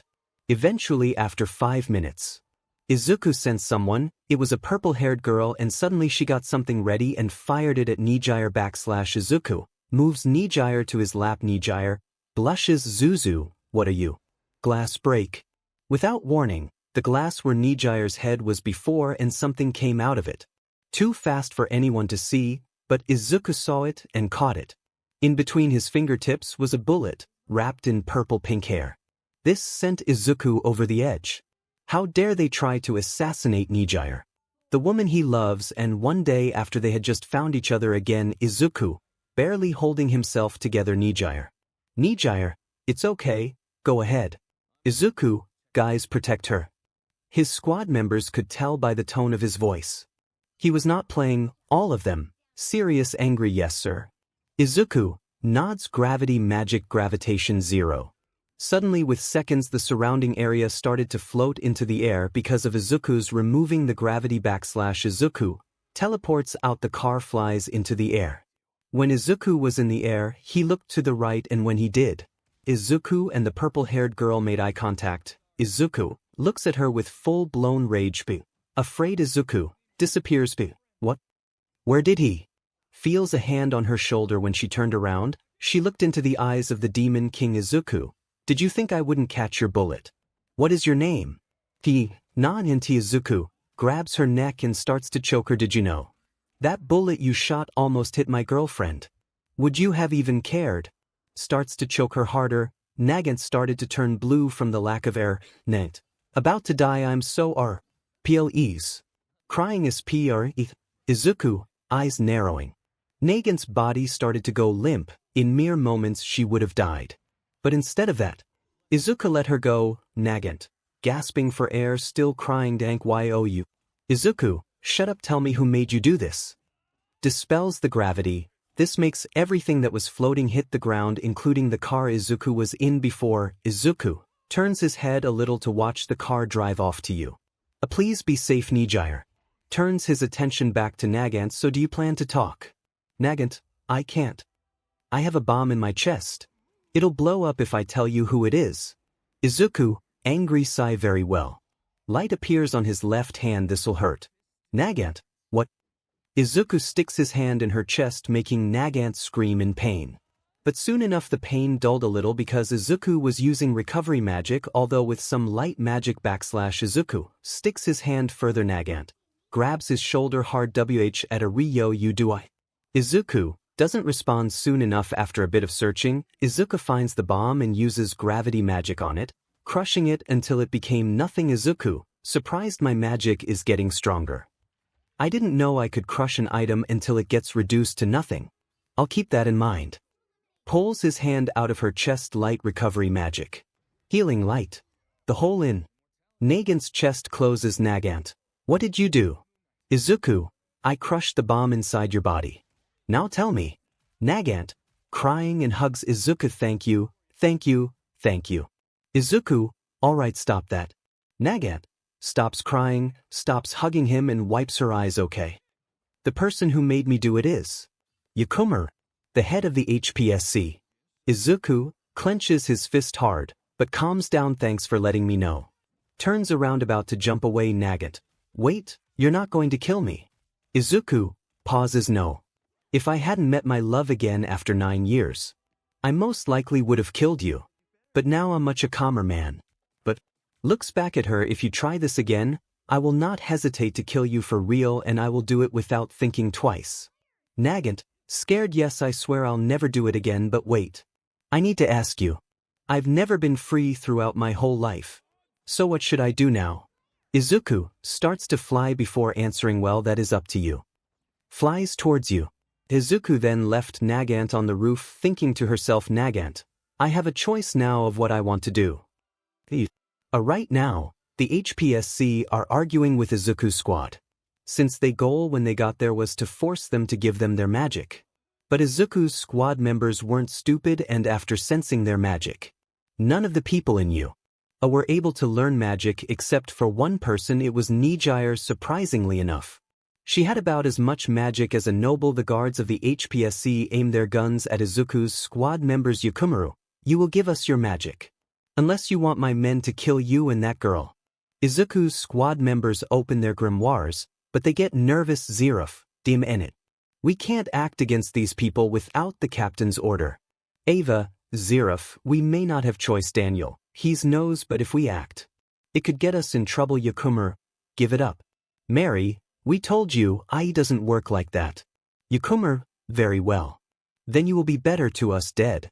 Before the guards could shoot, an intense aura appeared, and when it did, Everyone inside the room felt like their bodies were being crushed, and in their eyes it seemed like all the light in the room was sucked out, making it extremely dark, and the only source of light was walking towards them. Members turn their heads and sees a pissed-off Izuku Nijire, looks at Izuku Zuzu, runs towards him. Once Nijire got to Izuku, she hugged him. 𝐎𝐩𝐢𝐴, Baka, I was so worried. Izuku calms down, hugs her back. I'm sorry for worrying you, darling. They kiss for a few seconds before Izuku moves Nijire to his right and hold her waist, pulling her close to him. Izuku, so what did you plan to do to my squad, huh? None of them were able to feel his magic, but they had a feeling that now that he was here, they stood no chance. Izuku, actually don't speak, because I heard that you wanted our magic. Even though it doesn't work like that, I will humor you because right now, his squad members stand behind him. My squad is pretty pissed off like me right now. So bring your top 11 heroes and fight my squad one-on-one. If any of your heroes win, I will tell you. Members, smiling captain is lying, I can tell. Booty do wanna fight Izuku. Wicked smile lets the games begin. 𝗕𝗏𝗄𝗏 gulps, but calls the top 11 heroes in Japan with confidence. We will win, and once we do, they all will die. In Fake City B, Izuku was standing in front of his squad while Nijire was being held by him with Nijire's head resting in the crook of Izuku's neck. Nijire was thinking about something while snuggling with Izuku. He was looking at his squad right now, ready to give his order. Izuku, I know you guys are angry, so I'm not going to say much. So I'll leave with you with this. You have permission to kill or not hold back against them. So do whatever you need to do in order to calm down. His squad didn't respond and just got ready to fight, and soon enough the heroes arrived. In their line stood 1. All Might, 2. Endeavor, 3. 4. Best Jeanist, 5. Headshot, 6. Crust, 7. Kamui Woods, 8. Washington, 9. Yoroi Masha, 10. Ryukyu, 11. Gang Orca. As for Izuku was Zerif, Urza, Daniel, Sebastian, Leo, Ain, Hida, Ava, Linda, Mary, Yakumaru. Laughing, you only have 10 and I have 11. Just give up, boy. Izuku laughs, can you not tell? I gave you an extra cause, you will need it, and also we are Nijire, I will join them. Members looks back at her. What? Izuku, darling, are you sure? Nijire, yes, now that I've seen what happened before a couple minutes ago, and now I realize that this place isn't my home and you people aren't the people I thought you were. Stands in front of squad 10. This is my new family and I won't stand by and watch you guys hurt them. Turns around and looks at Izuku. Zuzu, please, can you teach me magic? Izuku, shadow over eyes and smiles. I love you so much. Eyes reappear, of course. But don't worry, Nijire, we got this. Ava jumps on Nijire and hugs her from behind. He's right, One-chan. Leave this to us, and once this is over we're taking you back to the Clover Kingdom. Squad 10, nodding in agreement. Gang Orca, I got this. Mary walks up. He's mine. First match. Mary versus Gang Orca. Mary opens her grimoire. Gang Orca, I'll finish this in one hit. Sonic Pulse. Gang Orca tried to move but he couldn't no matter how hard he tried. Mary, you're boring. Gang Orca, what did you do? Mary, evil smile. BLD magic. Puppets. BLD. Now I can control your every move, but I'm using it at a low output. If I used this spell at a high level, you would be in immense pain right now. Flips the page, but now I'm going to end it. Smile gets wider. BLD magic. Red spears. Suddenly a bunch of bloody spears shot out of Gang Orca's body, causing him immense pain and dropping to the ground. Mary, boring. Looks at the rest of them. Come, I'll take you all on. Linda goes to her and gets in front of Mary. No you don't. You won't be hogging all the fun for yourself, Mary. Yeah, and why not? After a bit of talking, both Mary and Linda start to have a funny argument which results in them both fighting in a cartoon like Dust Cloud. Squad 10 including Nijire. Izuku, sweat drop. Gang Orca gets up weakly. I'm no T-do and Linda. Mary, stop fighting. Mary, oh, you still have some fight left in you, huh? Smiles again. Good. Linda gets off her and Mary stands up. BLD magic. Claps hands together in a spear-like shape, piercing BLD. A beam of build then shoots out of her hands at an insane speed. Gang Orca tries to block it but it pierces through his arm. Get over here. If we were in close combat I would beat the hell out of you. Mary, stop smiling, you know what, that is an perfect idea. Why to make this fight even a little entertaining? BLD magic. Arms get covered in red hard BLD bloody armaments. Rushes towards 𝗕𝗏𝗏. Gets ready, they both then start a fist fight, although every time Mary punched 𝗕𝗏𝗏 it felt like getting hit by brace knuckles. As she was fighting, Mary started to laugh uncontrollably and speak / Mary, thank you Captain. I really love you for taking me in and saving me. Now I can fight without a worry in the world. Izuku, smiles Mary, throws a punch 𝗕𝗏𝗏, catches her punch and uses his quirk to rip her body apart. With Izuku Nijire, why is she acting like that? Izuku, the rush of BLD she gets in battle is Mary's favorite. But the reason she loves fighting is to impress me. Ava? Yeah, but she has a tendency to back to the fight Mary. Her limbs get cut off and her clothes get torn, but laughs anyway back with the group Ava. She has a tendency to allow her clothes to get torn, her body to get torn apart during battle. Nijire, nervous, but will she be okay? Linda, of course. But back to the battle. 𝗕𝗏𝗏 started to laugh in victory until he notices something holding his arm and sees Mary's arms holding his right arm. 𝗕𝗏𝗏, her BLD is solid. Impossible. Mary, crazy smile, too bad. BLD magic. Burning B. The BLD on 𝗕𝗏𝗏's body starts to ignite and then he goes up in flames. Mary puts her body back together and looks at herself. Ah man, you torn my shirt. 𝗕𝗏𝗏, hands falls to the ground and the fire goes out. Mary, disappointed, well he's dead. Izuku appears behind Mary and pats her head. Good job Mary. Mary giggles. Hi Izuku, happy sigh, and looks back at the heroes. He isn't dead yet, but he will be in a few moments. So I would get him healed as soon as possible. And is that really the best you had to offer 𝗬𝗏𝗧𝗏? Mary didn't even break a sweat. 𝗬𝗏𝗧𝗏, TCH. Don't get cocky. Next is Ryukyu. Ryukyu, nervous. Yeah. Izuku, glaring at Ryukyu. Linda, hold off really quick. Linda, yes Captain. Izuku walks forward. Let me ask you a question. Ryukyu. Ryukyu, scared. Why? Yes. Izuku, why do you want to fight? To get better or for a stupid reason like trying to quote-unquote steal our magic? Ryukyu knew if she answered the wrong way she could be in trouble. But she still wanted to give a truthful answer. Ryukyu, determined, look, I wanna fight to get better. Izuku closes eyes, smiles. Good. Squad 10 calms down. At least some of the people in Japan are actually good. Ava, I've had a change of heart. Linda, Leo, Daniel, Sebastian, Ava, 𝗲𝗏𝗏, agreed. Leo, Mary, they're all yours. Mary, stars in eyes, really. Daniel, you have fun. Mary, thank you.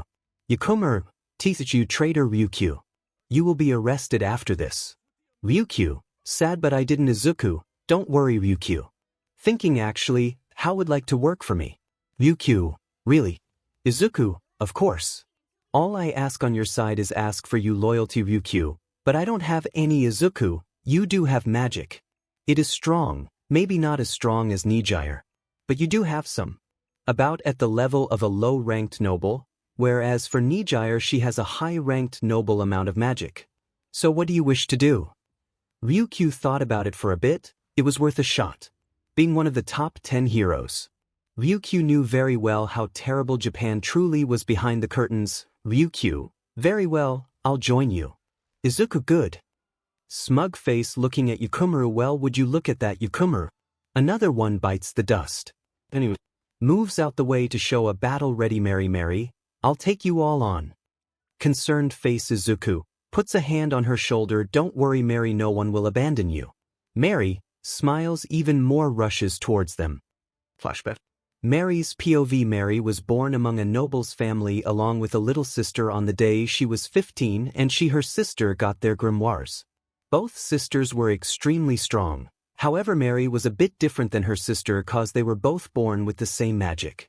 However, Mary's was much stronger due to the fact that when she fought people, her magic would get stronger until eventually it would reach its peak. But due to this unique effect on her magic, as Mary would fight she would slowly lose her mind. Until eventually, after about 5 minutes of fighting, Mary would turn into a mindless killing machine. Now of course her family didn't know this, so Mary always held herself back. But there was one day where Mary had lost everything. Mary's family had of course being nobles, but her father wasn't exactly the smartest man when it came to saving money, spending most of it on drinking, gambling, which to no one's surprise he would lose more than gain. But none of that mattered to Mary. She loved her family and they loved her back. Who cared about what her father did until that day? One day when Mary's family got low on cash, they had made deals with some pretty dangerous people in order to get some extra cash. However, due to her father, all of it was spent within a day, and once the people they had made a deal with came back in order to collect their share. But when they came, Mary's family didn't have enough money, and when they heard that, both men who turned out to be magic knights attacked Mary's family, and on that day, she fell into a rage and attacked the men. The rest was a blurry memory for Mary, but all she knows was that when she woke up, she saw that she was covered in blood and both the magic knights were dead. Mary was scared at that moment. She had just killed someone. But when she looked to her family for comfort, she saw only disdain and fear. After that day, it was all downhill for Mary. Her own parents actually told the magic knights about her and were about to arrest Mary. She was heartbroken. Her own family had abandoned her, betrayed her. So she ran away minutes after she heard that.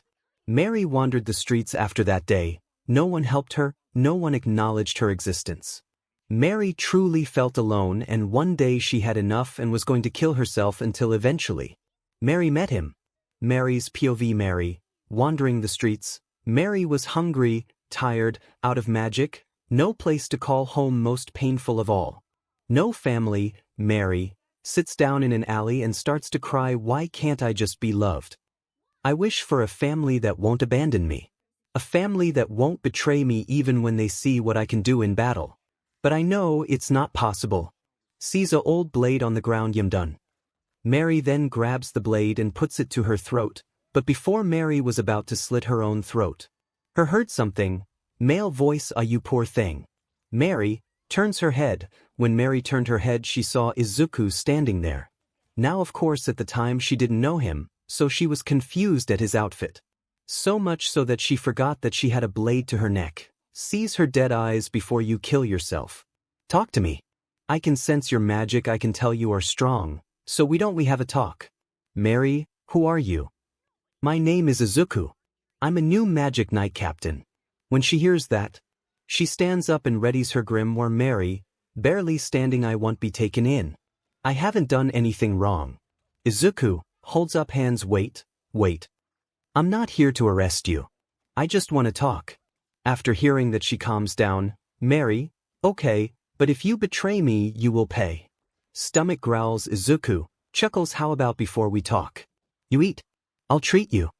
After that day when Mary met Izuku, Izuku managed to talk her out of killing herself, but before he left, Mary caught the other squad members Izuku had at the time, which was Erza, Zirif, Ainhida, and when she saw how they treated each other, Mary wanted to be a part of it, so she asked if she could join, and Izuku said one thing to her before leaving and giving Mary a new resolve. Squad 10. Walking away. Mary: "Wait. How?" Closes eyes. "How can I join you, Izuku?" Izuku: "Stop." Squad 10 stops as well. Izuku turns his head with a smile. "Train and make yourself better. Once you do, go to the entrance exam and I'll be waiting for you." Turns back around and flies away with his squad. End of flashback. Mary: "Happy I was a nobody. I meant nothing to him. He could have just ignored me and let me die. But instead he showed me kindness when no one else would. On top of that, I have a family that doesn't care how I fight or what my magic is. I love you all, and I promise, Captain, I will serve you until the day I die." Izuku yells out loud, "Hey Mary, make sure you don't hold back." Mary, happy smile: "Hi, Captain." Starts feeling her BLD magic. 1,000 BLD swords. For the heroes, they were a little scared, because thousands of BLD swords appeared above Mary and started to shoot at them. But some of the heroes didn't get hit by them. Those heroes were Endeavor, All Might Hawks. While all the other heroes were defeated by the thousands of BLD swords. Mary, starting to go crazy: "Ha. So you are the best opponents for me, All Might, Endeavor, Hawks." Taken aback, but gets serious, ready to lose. Girl: "Mary, yeah, okie doke. Let's kill each other.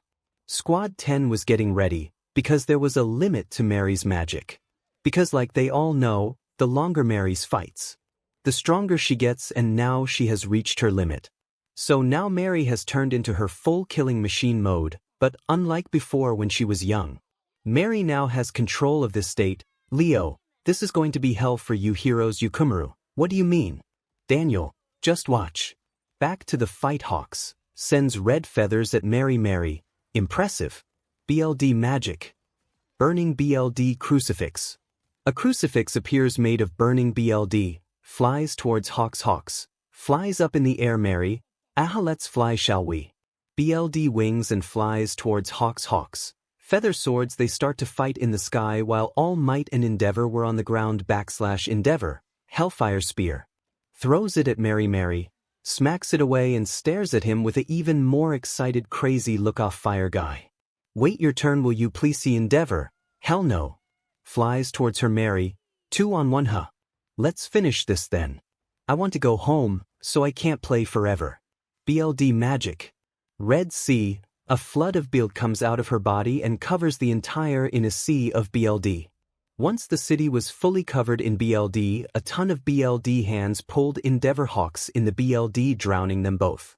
They weren't killed, but they were asleep. All Might, standing on a building. How is this possible? A BLD puddle appears in front and of him and starts to take the shape of a human girl. Mary, like it?